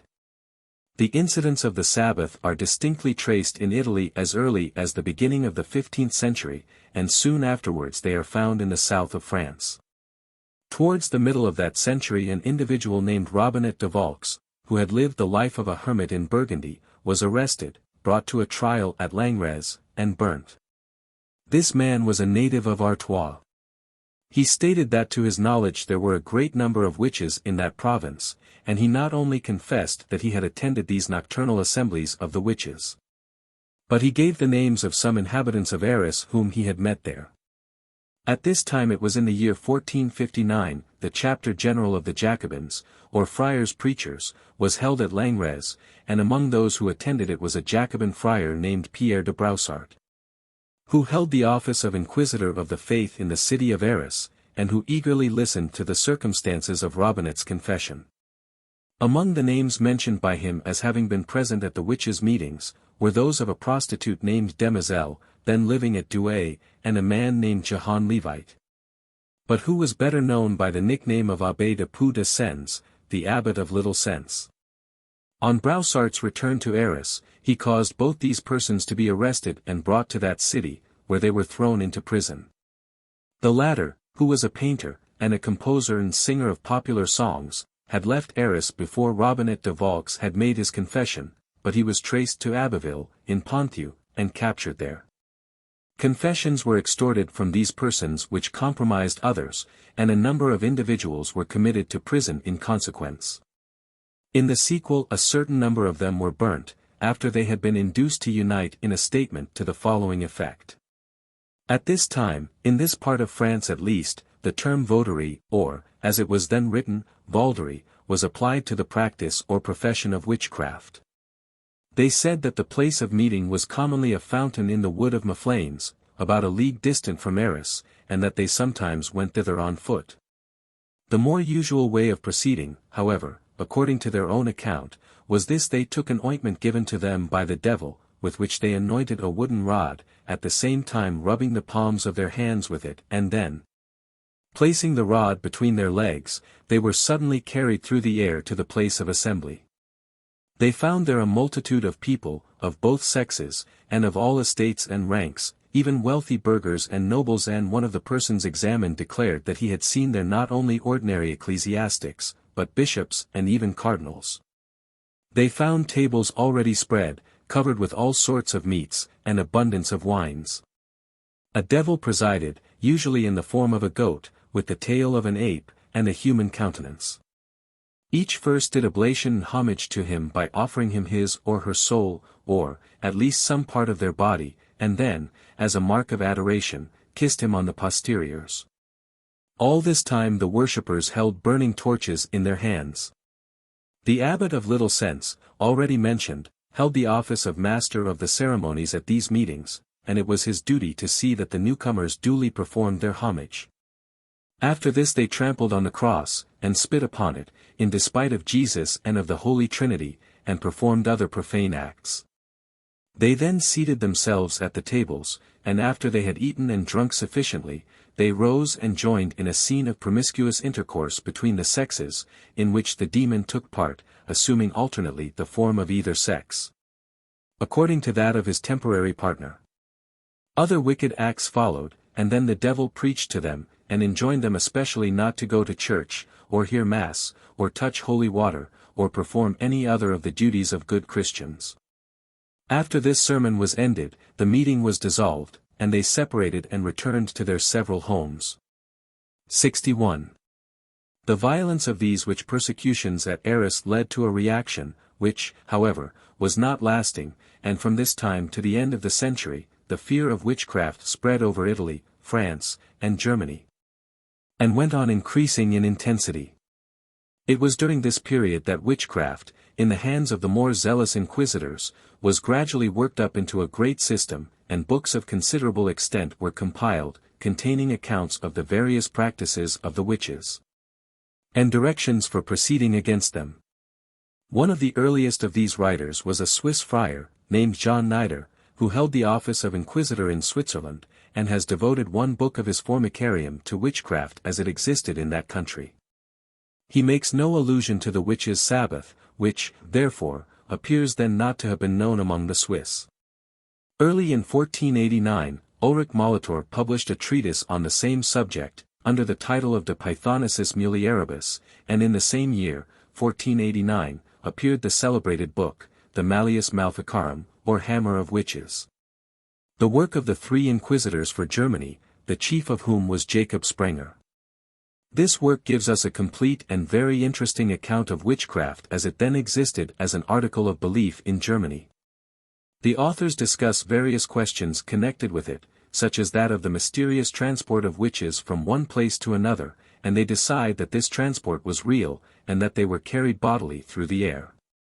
It is remarkable, however, that even the Malleus Maleficarum contains no direct allusion to the Sabbath, and we may conclude that even then this great priapic orgy did not form a part of the Germanic creed. It was no doubt brought in there amid the witchcraft mania of the 16th century. From the time of the publication of the Malleus Maleficarum until the beginning of the 17th century, through all parts of Western Europe, the number of books upon sorcery which issued from the press was immense. And we must not forget that a monarch of our own, King James I, shone among the writers on witchcraft. 3/4 of a century nearly had passed since the time of the Malleus, when a Frenchman named Bodin, Latinist into Bodinus, published a rather bulky treatise which became from that time the textbook on witchcraft. The Sabbath is described in this book in all its completeness. It was usually held in a lonely place, and when possible on the summits of mountains or in the solitude of forests. When the witch prepared to attend it, she went to her bedroom, stripped herself naked, and anointed her body with an ointment made for that purpose. She next took a staff, which also in many cases she anointed, and placing it between her legs and uttering a charm, she was carried through the air, in an incredibly short space of time, to the place of meeting. Bodin discusses learnedly the question whether the witches were really carried through the air corporeally or not. He decides it in the affirmative. The Sabbath itself was a great assemblage of witches, of both sexes, and of demons. It was a point of emulation with the visitors to bring new converts with them, and on their arrival they presented these to the demon who presided, and to whom they offered their adoration by the unclean kiss upon his posteriors. They next rendered an account of all the mischief they had perpetrated since the previous meeting, and received reward or reproof according to its amount. The devil, who usually took the form of a goat, next distributed among them powders, unguents, and other articles to be employed in similar evil doings in future. The worshippers now made offerings to the devil, consisting of sheep, or other articles, or, in some cases, of a little bird only, or of a lock of the witch's hair, or of some other equally trifling object. They were then obliged to seal their denial of the Christian faith by trampling on the cross and blaspheming the saints. The devil then, or in the course of the meeting, had sexual intercourse with the new witch, placed his mark upon some concealed part of her body, very commonly in her sexual parts, and gave her a familiar or imp, who was to be at her bidding and assist in the perpetration of evil. All this was what may be called the business of the meeting, and when it was over, they all went to a great banquet, which was set out on tables, and which sometimes consisted of sumptuous viands, but more frequently of loathsome or unsubstantial food, so that the guests often left the meeting as hungry as though they had tasted nothing. After the feast they all rose from the table to dance, and a scene of wild and uproarious revelry followed. The usual dance on this occasion appears to have been the carol of the Middle Ages, which was no doubt the common dance of the peasantry. A party, alternately a male and a female, held each other's hands in a circle, with this peculiarity that, whereas in ordinary life the dancers turned their faces inward into the circle, here they turned them outwards, so that their backs were towards the interior of the circle. It was pretended that this arrangement was designed to prevent them from seeing and recognizing each other. But others supposed that it was a mere caprice of the evil one, who wished to do everything in a form contrary to that in which it was usually done by Christians. Other dances were introduced, of a more violent, and some of them of an obscene, character. The songs, too, which were sung in this orgy were either obscene or vulgarly ridiculous. The music was often drawn from burlesque instruments, such as a stick or a bone for a flute, a horse's skull for a lyre, the trunk of a tree for a drum, and a branch for a trumpet. As they became excited, they became more licentious, and at last they abandoned themselves to indiscriminate sexual intercourse, in which the demons played a very active part. The meeting separated in time to allow the witches, by the same expeditious conveyance which brought them, to reach their homes before the cock crowed. 62. Such is the account of the Sabbath, as described by Bodin. But we have reviewed it briefly in order to describe this strange scene from the much fuller and more curious narrative of another Frenchman, Pierre de Lancaire.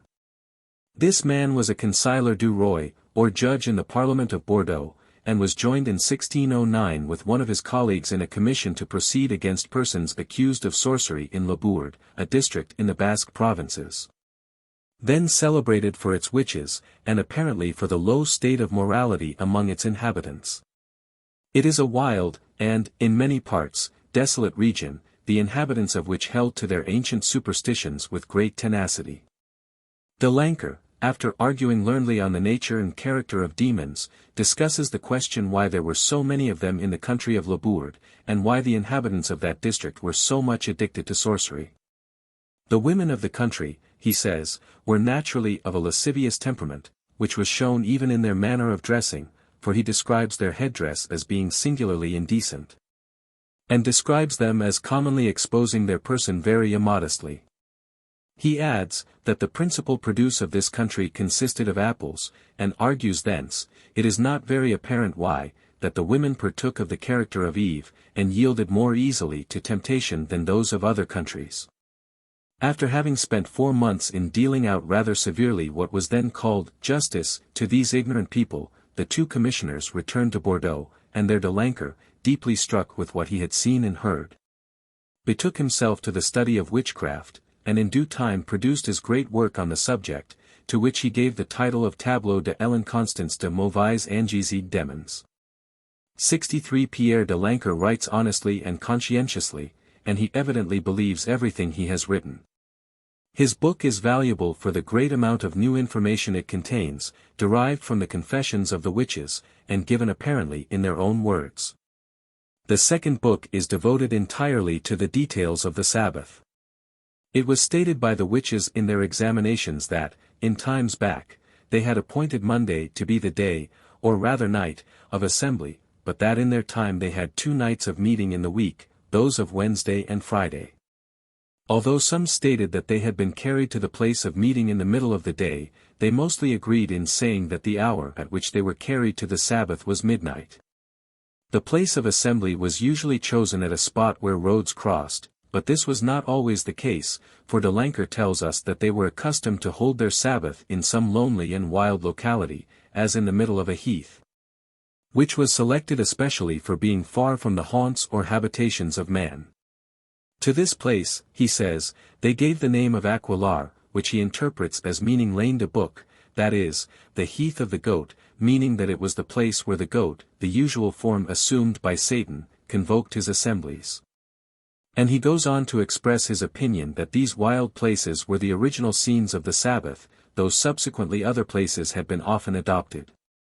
For we have heard more than 50 witnesses who assured us that they had been at the Goat's Heath to the Sabbath held on the mountain of La Run, sometimes on the open mountain, sometimes in the chapel of the St. Esprit, which is on the top of it, and sometimes in the church of Dordac, which is on the borders of Labourd. At times they held it in private houses, as when we held the trial, in the parish of St. Pay. The Sabbath was held one night in our hotel, called Barbernina, and in that of Master de Ségur, assessor criminal at Bayonne, who, at the same time when we were there, made a more ample inquisition against certain witches. By an authority of an arrest of the Parliament of Bordeaux. Then they went the same night to hold it at the residence of the lord of the place, who is Sieur Diamo, and in his castle of Saint Pay. But we have not found in the whole country of Labourd any other parish but that of St. Pay where the devil held the Sabbath in private houses. The devil is further described as seeking for his places of meeting, besides the heaths, old decayed houses, and ruins of old castles, especially when they were situated on the summits of mountains. An old cemetery was sometimes selected, where, as de Lanker quaintly observes, there were no houses but the houses of the dead, especially if it were in a solitary situation, as when attached to solitary churches and chapels. In the middle of the heaths, or on the tops of cliffs on the sea-shore, such as the chapel of the Portuguese at St. Jean de Luz, called Saint Barbe, situated so high that it serves as a landmark to the ships approaching the coast, or on a high mountain, as La Run in Labourd, and the Puy de Dôme in Périgord, and other such places. At these meetings, sometimes, but rarely, Satan was absent, in which case a little devil took his place. De Lanker enumerates the various forms which the devil usually assumed on these occasions, with the remark that these forms were as numerous as his movements were inconstant, full of uncertainty, illusion, deception, and imposture. Some of the witches he examined, among whom was a girl of 13 years of age, named Marie Dieguer, said that at these assemblies there appeared a great pitcher or jug in the middle of the Sabbath. And that out of it the devil issued in the form of a goat, which suddenly became so large that it was frightful, and that at the end of the Sabbath he returned into the pitcher. Others described him as being like the great trunk of a tree, without arms or feet, seated in a chair, with the face of a great and frightful-looking man.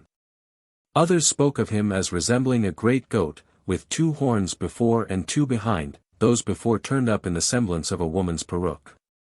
According to the most common account, de Lanker says he had 3 horns, the one in the middle giving out a flame, with which he used at the Sabbath to give both light and fire to the witches, some of whom who had candles lit them at his horn, in order to hold them at a mock service of the Mass, which was one of the devil's ceremonies. He had also, sometimes, a kind of cap or hat over his horns.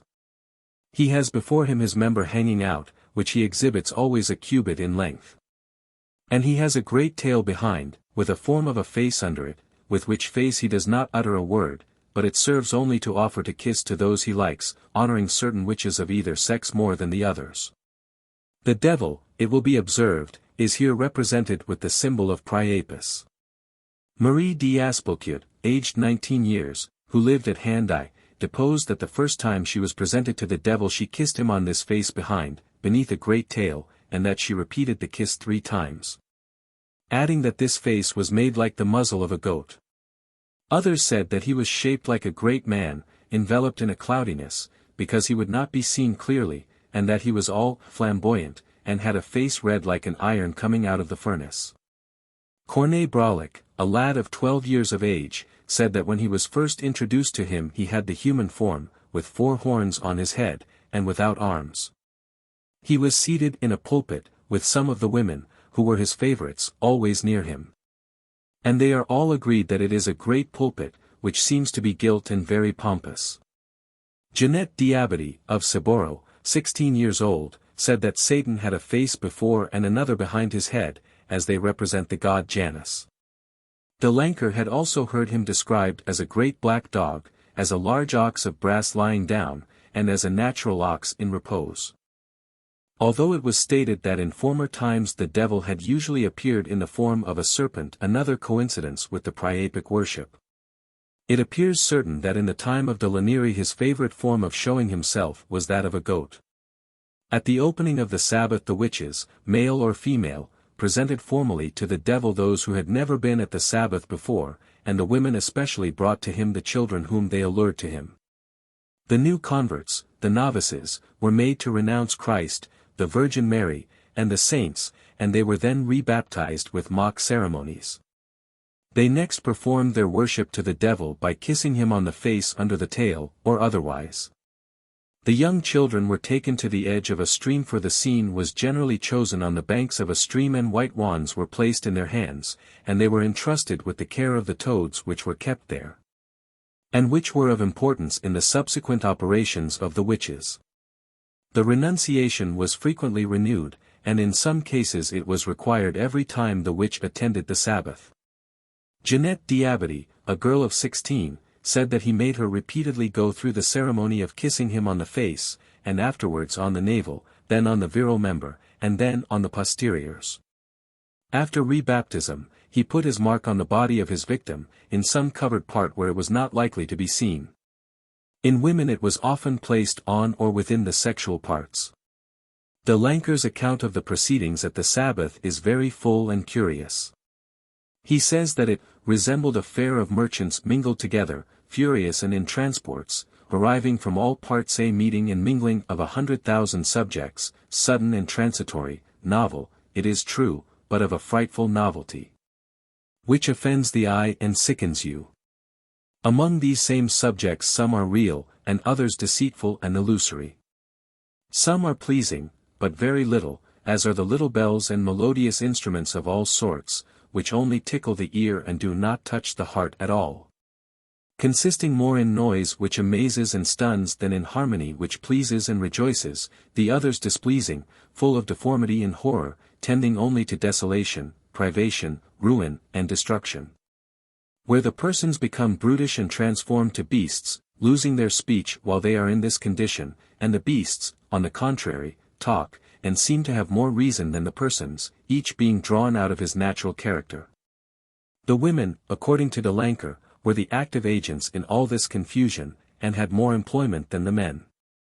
They rushed about with their hair hanging loose, and their bodies naked, some rubbed with the magical ointment, others not. They arrived at the Sabbath, or went from it, on their errands of mischief, perched on a stick or besom, or carried upon a goat or other animal, with an infant or two behind, and guided or driven on by the devil himself. And when Satan will transport them into the air, which is an indulgence only to the most superior, he sets them off and launches them up like fired rockets. And they repair to and dart down upon the said place 100 times more rapidly than an eagle or a kite could dart upon its prey. These women, on their arrival, reported to Satan all the mischief they had perpetrated. Poison, of all kinds and for all purposes, was there the article most in vogue. Toads were said to form one of its ingredients, and the charge of these animals, while alive, was given to the children whom the witches brought with them to the Sabbath, and to whom, as a sort of ensign of office, little white rods were given. Just such as they give to persons infected with the plague as a mark of their contagion. The devil was the sovereign master of the assembly, and appeared at it sometimes in the form of a stinking and bearded goat, as one, De Lanker says, which was especially repulsive to mankind. The goat, we know, was dedicated to Priapus. Sometimes he assumed a form, if we clearly understand De Lanker, which presented a confused idea of something between a tree and a man, which is compared, for he becomes rather poetical, to the old decayed cypresses on the summit of a high mountain, or to aged oaks whose heads already bear the marks of approaching decay. When the devil appeared in human form, that form was horribly ugly and repulsive, with a hoarse voice and an imperious manner. He was seated in a pulpit which glittered like gold. And at his side sat the queen of the Sabbath, one of the witches whom he had debauched, to whom he chose to give greater honor than to the others, and whom he decked in gay robes, with a crown on her head. to serve as a bait to the ambition of the rest. Candles of pitch, or torches, yielded a false light, which gave people in appearance monstrous forms and frightful faces. Here you see false fires, through which some of the demons were first passed, and afterwards the witches, without suffering any pain, which, as explained by de Lanker, was intended to teach them not to fear the fire of hell. But we see in these the need fires, which formed a part of the Priapic orgies, and of which we have spoken before. Their women are presenting to him children, whom they have initiated in sorcery, and he shows them a deep pit, into which he threatens to throw them if they refuse to renounce God and to adore Satan. In other parts are seen great cauldrons, full of toads and vipers, parts of unbaptized children, flesh of criminals who had been hanged, and other disgusting ingredients, of which they make pots of ointments, and poisons, the ordinary articles of commerce in this fair. Of such objects, also, were composed the dishes served at the Sabbath tables, at which no salt was allowed, because Satan wished everything to be insipid, musty, and bad-tasted. Here see people dancing, either in couples, turned back to back, or sometimes in round, till turning their backs towards the center of the dance, the girls and women each holding by the hand their demons, who teach them movements and gestures so lascivious and indecent that they would horrify the most shameless woman in the world. With songs of a composition so brutal, and in terms and words of such license and lubricity, that the eyes become troubled, the ears confounded, and the understanding bewitched, at the appearance of so many monstrous things ill-crowded together. The women and girls with whom the demons choose to have connection are covered with a cloud, to conceal the execrations and ordures attached to these scenes, and to prevent the compassion which others might have on the screams and sufferings of these poor wretches. In order to mix impiety with the other abominations, they pretended to perform religious rites, which were a wild and contemptuous parody on the Catholic Mass. An altar was raised, and a priest consecrated and administered the host, but it was made of some disgusting substance, and the priest stood with his head downwards and his legs in the air, and with his back turned to the altar. Thus all things were performed in monstrous or disgusting forms, so that Satan himself appeared almost ashamed of them. De Lanker acknowledges that there was some diversity in the manner of the proceedings of the Sabbath in different countries, arising from difference in the character of the locality, in the master, who presided, and in the various humors of those who attended. But all well considered, there is a general agreement on the principal and most important of the more serious ceremonies. Wherefore, I will relate what we have learnt by our trials, and I will simply repeat what some notable witches deposed before us, as well as to the formalities of the Sabbath, as to all that was usually seen there, without changing or altering anything in what they deposed, in order that every one may select what he likes. The first witness adduced by de Lanker is not one belonging to his own time, but dating back as far as the 18th of December, 1567, and he had obtained a copy of the confession. Estebine de Cambreau, of the parish of Aumont, a woman 25 years of age, said that the great Sabbath was held 4 times a year, in derision of the 4 annual festivals of the Church. The little assemblies, which were held in the neighborhood of the towns or parishes, were attended only by those of the locality. They were called pastimes, and were held sometimes in one place and sometimes in another, and there they only danced and frolicked, for the devil did not come there in all his state as at the great assemblies. They were, in fact, the greater and lesser Priapia. She said that the place of the grand convocation was generally called the Land de Book, the Goat's Heath, where they danced round a stone, which was planted in the said place, perhaps one of the so-called druidical monuments, upon which was seated a great black man, whom they called Monsieur. Each person present kissed this black man on the posteriors. She said that they were carried to that place on an animal which sometimes resembled a horse and at others a man, and they never rode on the animal more than 4 at a time. When arrived at the Sabbath, they denied God, the Virgin, and the rest, and took Satan for their father and protector, and the she-devil for their mother. This witness described the making and sale of poisons. She said that she had seen at the Sabbath a notary, whose name she gave, whose business it was to denounce those who failed in attendance. When on their way to the Sabbath, however hard it might rain, they were never wet, provided they uttered the words, Ot la coude, quillet. Because then the tail of the beast on which they were mounted covered them so well that they were sheltered from the rain. When they had to make a long journey they said these words, Pic suber hoel, en ta la lane de bouc bien aracuil. A man 73 years of age, named Petrie de Guerre, was brought before de Lanker and his fellow commissioners at Austerlitz. 2 witnesses asserted that he held the office of Master of Ceremonies and Governor of the Sabbath, and that the devil gave him a gilt staff, which he carried in his hand as a mark of authority, and arranged and directed the proceedings. He returned the staff to Satan at the close of the meeting. One Ledger Rivasso confessed that he had been at the Sabbath twice without adoring the devil, or doing any of the things required from the others, because it was part of his bargain. For he had given the half of his left foot for the faculty of curing, and the right of being present at the Sabbath without further obligation. He said that the Sabbath was held about midnight, at a meeting of cross-roads, most frequently on the nights of Wednesday and Friday. That the devil chose in preference the stormiest nights, in order that the winds and troubled elements might carry their powders farther and more impetuously. That 2 notable devils presided at their Sabbaths, the great Negro, whom they called Master Leonard, and another little devil, whom Master Leonard at times substituted in his place, and whom they called Master Jean Mullen. That they adored the Grand Master, and that, after having kissed his posteriors, there were about 60 of them dancing without dress, back to back, each with a great cat attached to the tail of his or her shirt. And that afterwards they danced naked. That this Master Leonard, taking the form of a black fox, hummed at the beginning a word ill-articulated, after which they were all silent. Some of the witches examined spoke of the delight with which they attended the Sabbath. Jean Dibasson, a woman 29 years old, said that the Sabbath was the true paradise, where there was far more pleasure than can be expressed. That those who went there found the time so short by reason of the pleasure and enjoyment, that they never left it without marvelous regret, so that they looked forward with infinite impatience to the next meeting. Marie de la Rolda, a very handsome woman 28 years of age, who had then abandoned her connection with the devil 5 or 6 years, gave a full account of her experience of the Sabbath.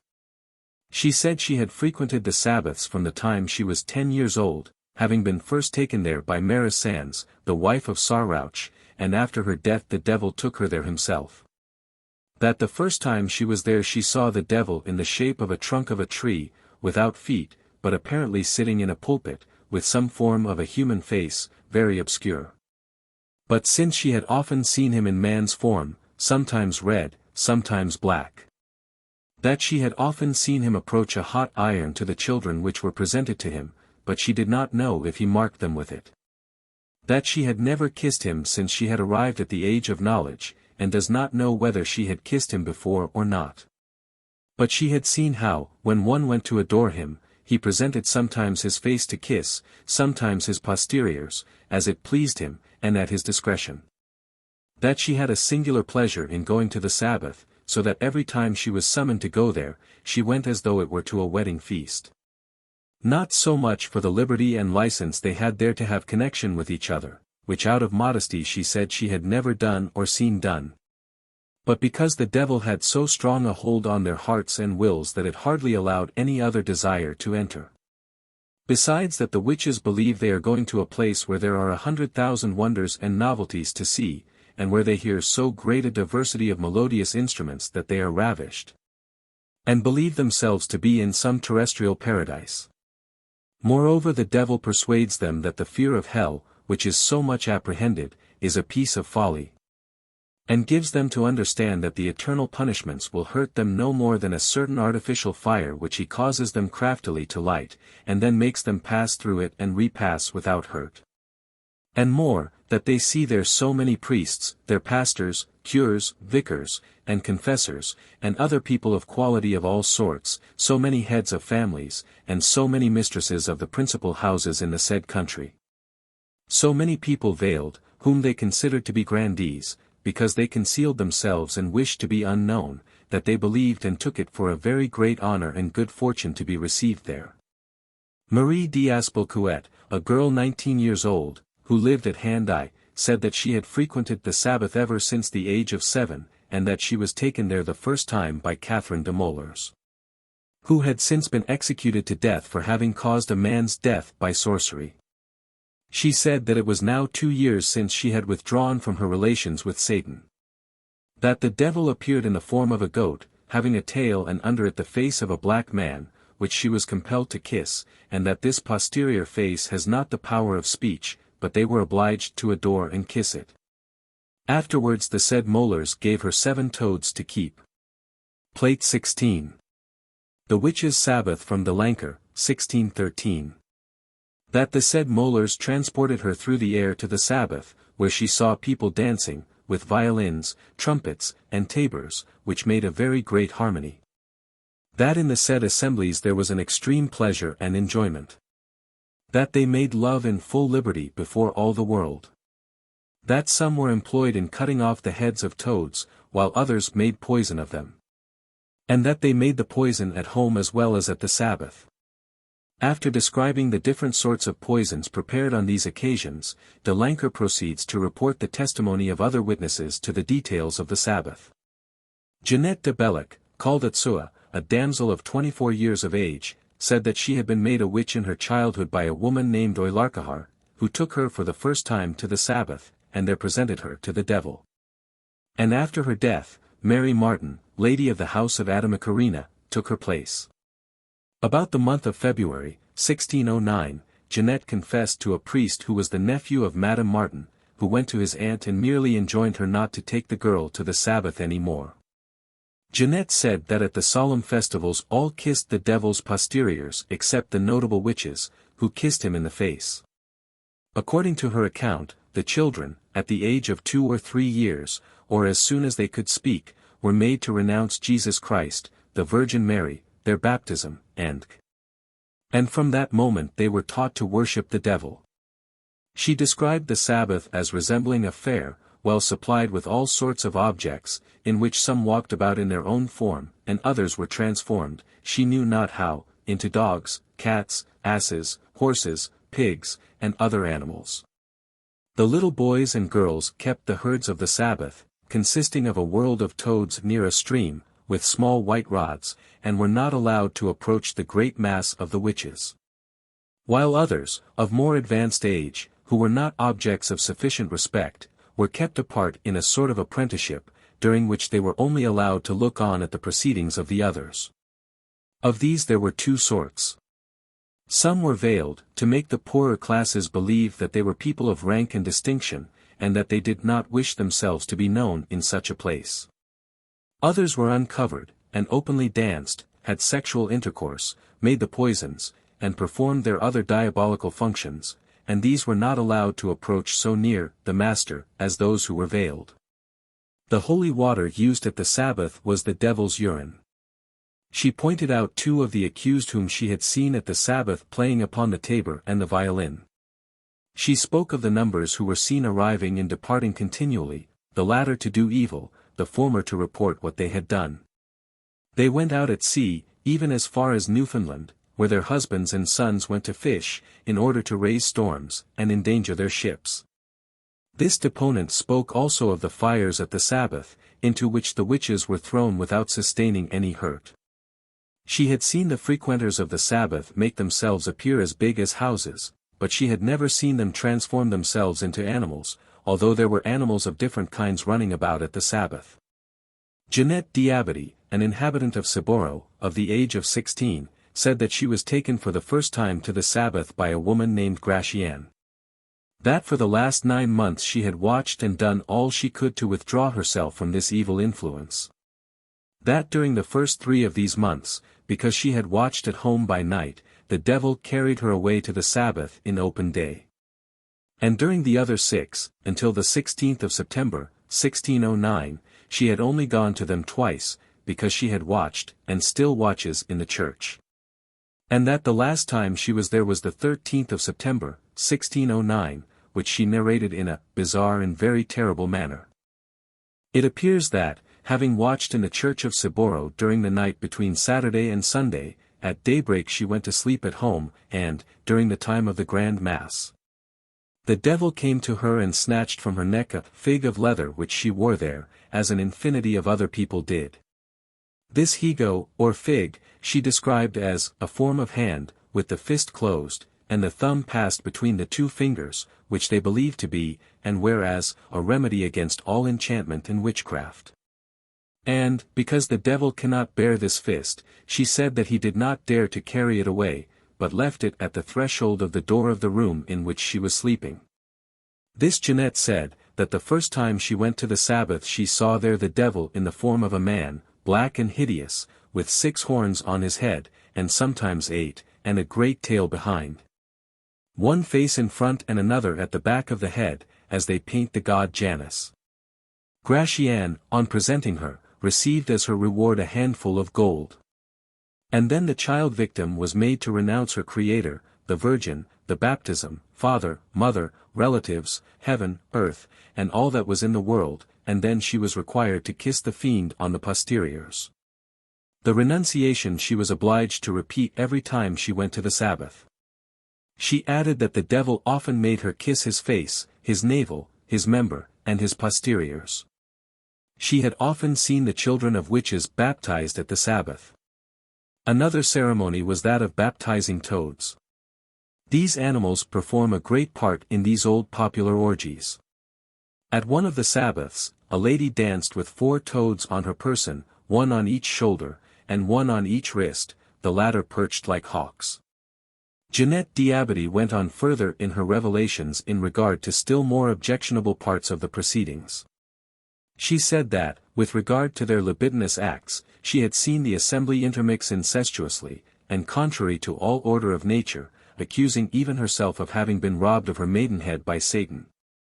And of having been known an infinite number of times by a relation of hers, and by others, whoever would ask her. She always fought to avoid the embraces of the devil, because it caused her an extreme pain, and she added that what came from him was cold, and never produced pregnancy. Nobody ever became pregnant at the Sabbath.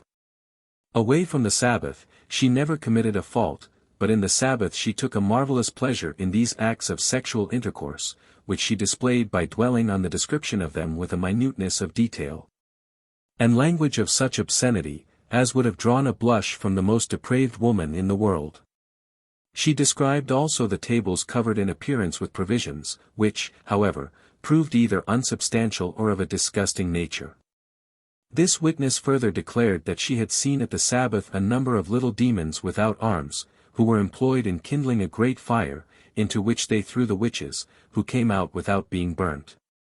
And she had also seen the Grand Master of the assembly throw himself into a fire, and remain there until he was burnt to powder, which powder was used by the witches to bewitch young children, and cause them to go willingly to the Sabbath. She had seen priests who were well known, and gave the names of some of them, performing the service of the Mass at the Sabbath, while the demons took their places on the altar in the forms of saints.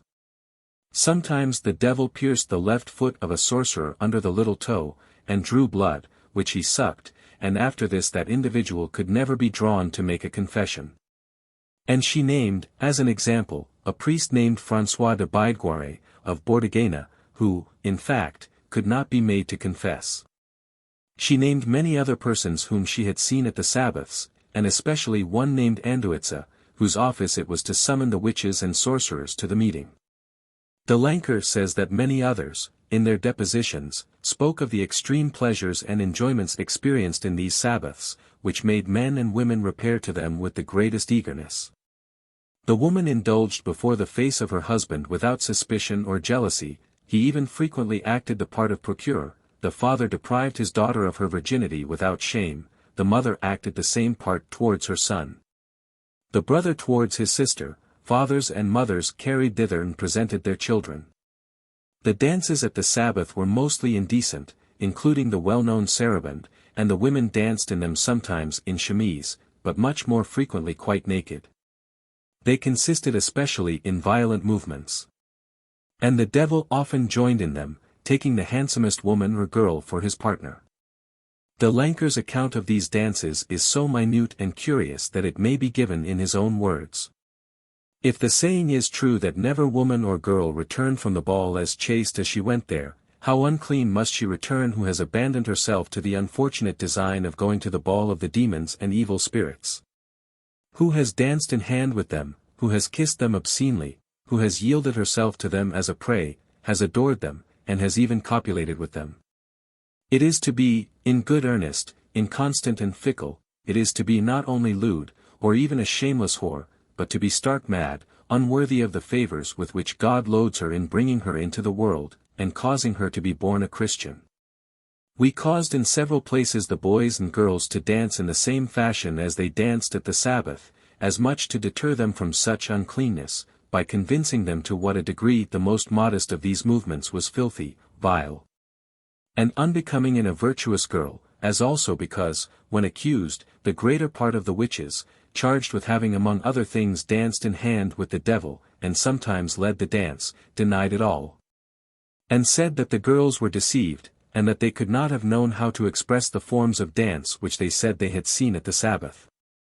They were boys and girls of a fair age, who had already been in the way of salvation before our commission. In truth, some of them were already quite out of it, and had gone no more to the Sabbath for some time.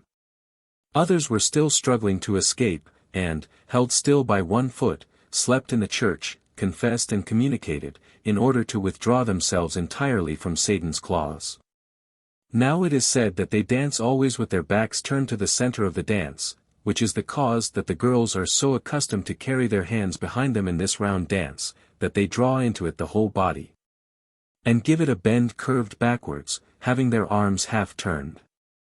So that most of them have the belly commonly great, pushed forward, and swollen, and a little inclining in front. I know not whether this be caused by the dance or by the ordure and wretched provisions they are made to eat. But the fact is, they dance very seldom one by one, that is one man alone with one woman or girl, as we do in our galliards.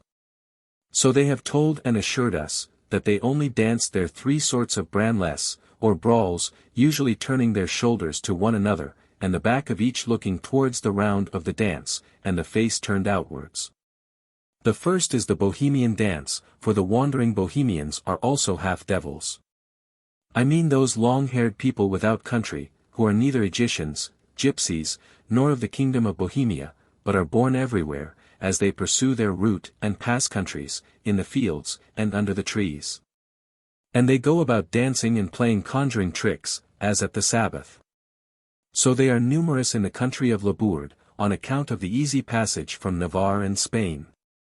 The second is with jumping, as our working men practice in towns and villages, along the streets and fields, and these too are in round. The third is also with the back turned, but all holding together in length, and, without disengaging hands, they approach so near as to touch, and meet back to back, a man with a woman.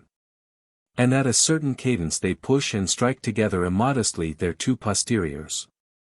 And it was also told us that the devil, in his strange humors, did not cause them all to be placed in order, with their backs turned towards the crown of the dance, as is commonly said by everybody, but one having the back turned, and the other not, and so on to the end of the dance.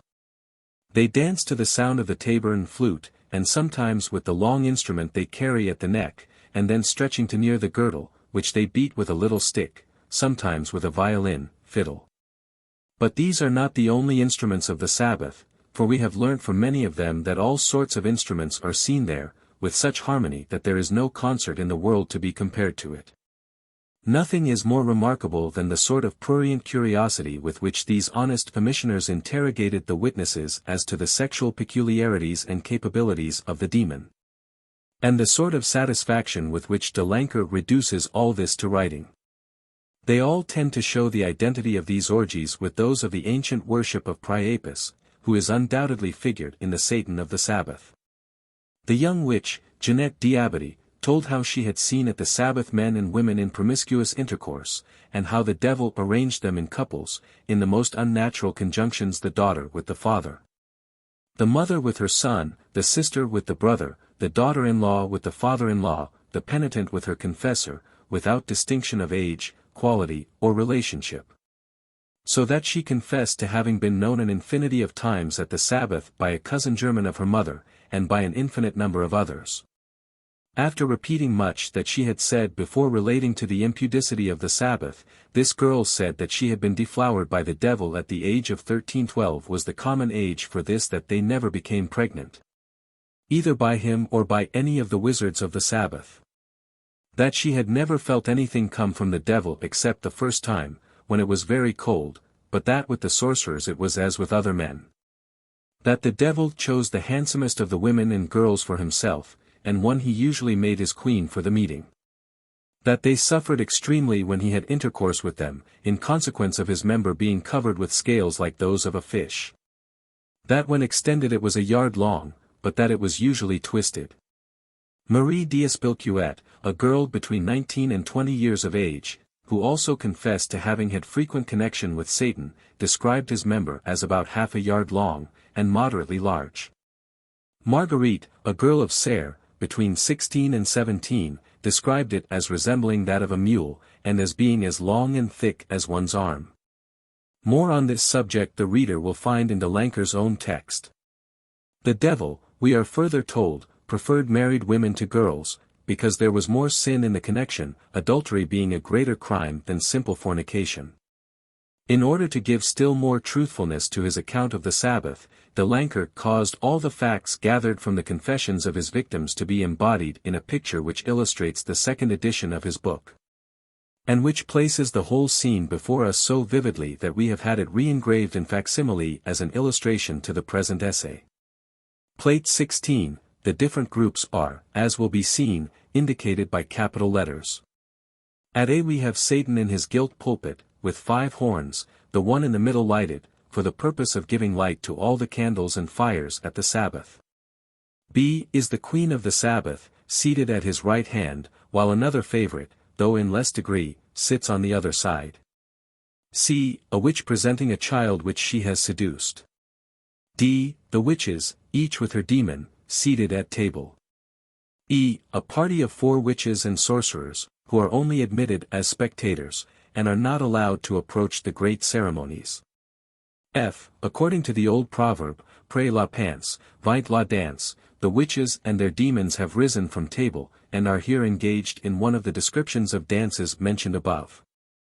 G, the players on instruments, who furnish the music to which the witches dance. H, a troop of women and girls, who dance with their faces turned outwards from the round of the dance. I, the cauldron on the fire, to make all sorts of poisons and noxious compounds. K, during these proceedings, many witches are seen arriving at the Sabbath on staffs and broomsticks, and others on goats, bringing with them children to offer to Satan. Others are departing from the Sabbath, carried through the air to the sea in distant parts, where they will raise storms and tempests. L, the great lords and ladies and other rich and powerful people, who treat on the grand affairs of the Sabbath, where they appear veiled, and the women with masks, that they may remain always concealed and unknown. Lastly, at M, we see the young children, at some distance from the busy part of the ceremonies, taking charge of the toads. In reviewing the extraordinary scenes which are developed in these witch depositions, we are struck not only with their general resemblance among themselves, although told in different countries, but also with the striking points of identity between the proceedings of the Sabbath and the secret assemblies with which the Templars were charged. We have in both the initiatory presentation, the denial of Christ, and the homage to the new master, sealed by the obscene kiss. This is just what might be expected. In preserving secretly a religious worship after the open practice of it had been proscribed, it would be natural, if not necessary, to require of the initiated a strong denial of the new and intrusive faith, with acts as well as words which compromised him entirely in what he was doing. The mass and weight of the evidence certainly goes to prove that such secret rites did prevail among the Templars, though it is not equally evident that they prevailed throughout the order. And the similarity of the revelations of the witch confessions, in all countries where they were taken, seems to show that there was in them also a foundation in truth. We look upon it as not admitting of doubt, that the Priapic orgies and the other periodical assemblies for worship of this description, which we have described in an earlier part of this essay, were continued long after the fall of the Roman power and the introduction of the Christian religion. The rustic population, mostly servile, whose morals or private practices were little heeded by the other classes of society, might, in a country so thinly peopled, assemble by night in retired places without any fear of observation. There they perhaps indulged in priapic rites, followed by the old priapic orgies, which would become more and more debased in form, but through the effects of exciting potions, as described by Michelet, 64 would have become wilder than ever. They became, as Michelet describes them, the Saturnalia of the serf. The state of mind produced by these excitements would lead those who partook in them to believe easily in the actual presence of the beings they worshipped, who, according to the church doctrines, were only so many devils. Hence arose the diabolical agency in the scene. Thus we easily obtain all the materials and all the incidents of the Witches' Sabbath.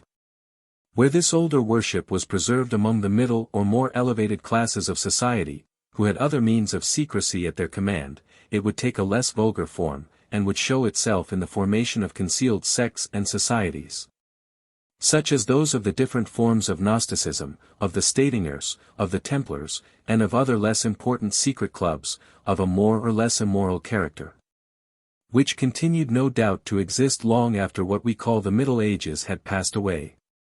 As we have before intimated, these medieval practices prevailed most in Gaul and the south, where the influence of Roman manners and superstitions was greatest. Inniskea. The worship of the reproductive organs as representing the fertilizing, protecting, and saving powers of nature, apart from these secret rites, prevailed universally, as we have traced it fully in the preceding pages. And we only recur to that part of the subject to state that perhaps the last traces of it now to be found in our islands is met with on the western shores of Ireland. Off the coast of Mayo, there is a small island named Inniskea, the inhabitants of which are a very primitive and uncultivated race, and which, although it takes its name from a female saint, it is the insular Sancti Gatehef the Hibernian hagiographers, does not contain a single Catholic priest. Its inhabitants, indeed, as we learn from an interesting communication to Notes and Queries by Sir J. Emerson Tennant, 65 are mere idolaters, and their idol, no doubt the representative of Priapus, is a long cylindrical stone, which they call Inveighed. This idol is kept wrapped in flannel, and is entrusted to the care of an old woman, who acts as the priestess. It is brought out and worshipped at certain periods, when storms disturb the fishing, by which chiefly the population of the island obtain a living. Or at other times it is exposed for the purpose of raising storms which may cause wrecks to be thrown on the coast of the island. I am informed that the name Inveighed is merely the plural of a word signifying a canoe, and it may perhaps have some reference to the calling of fishermen.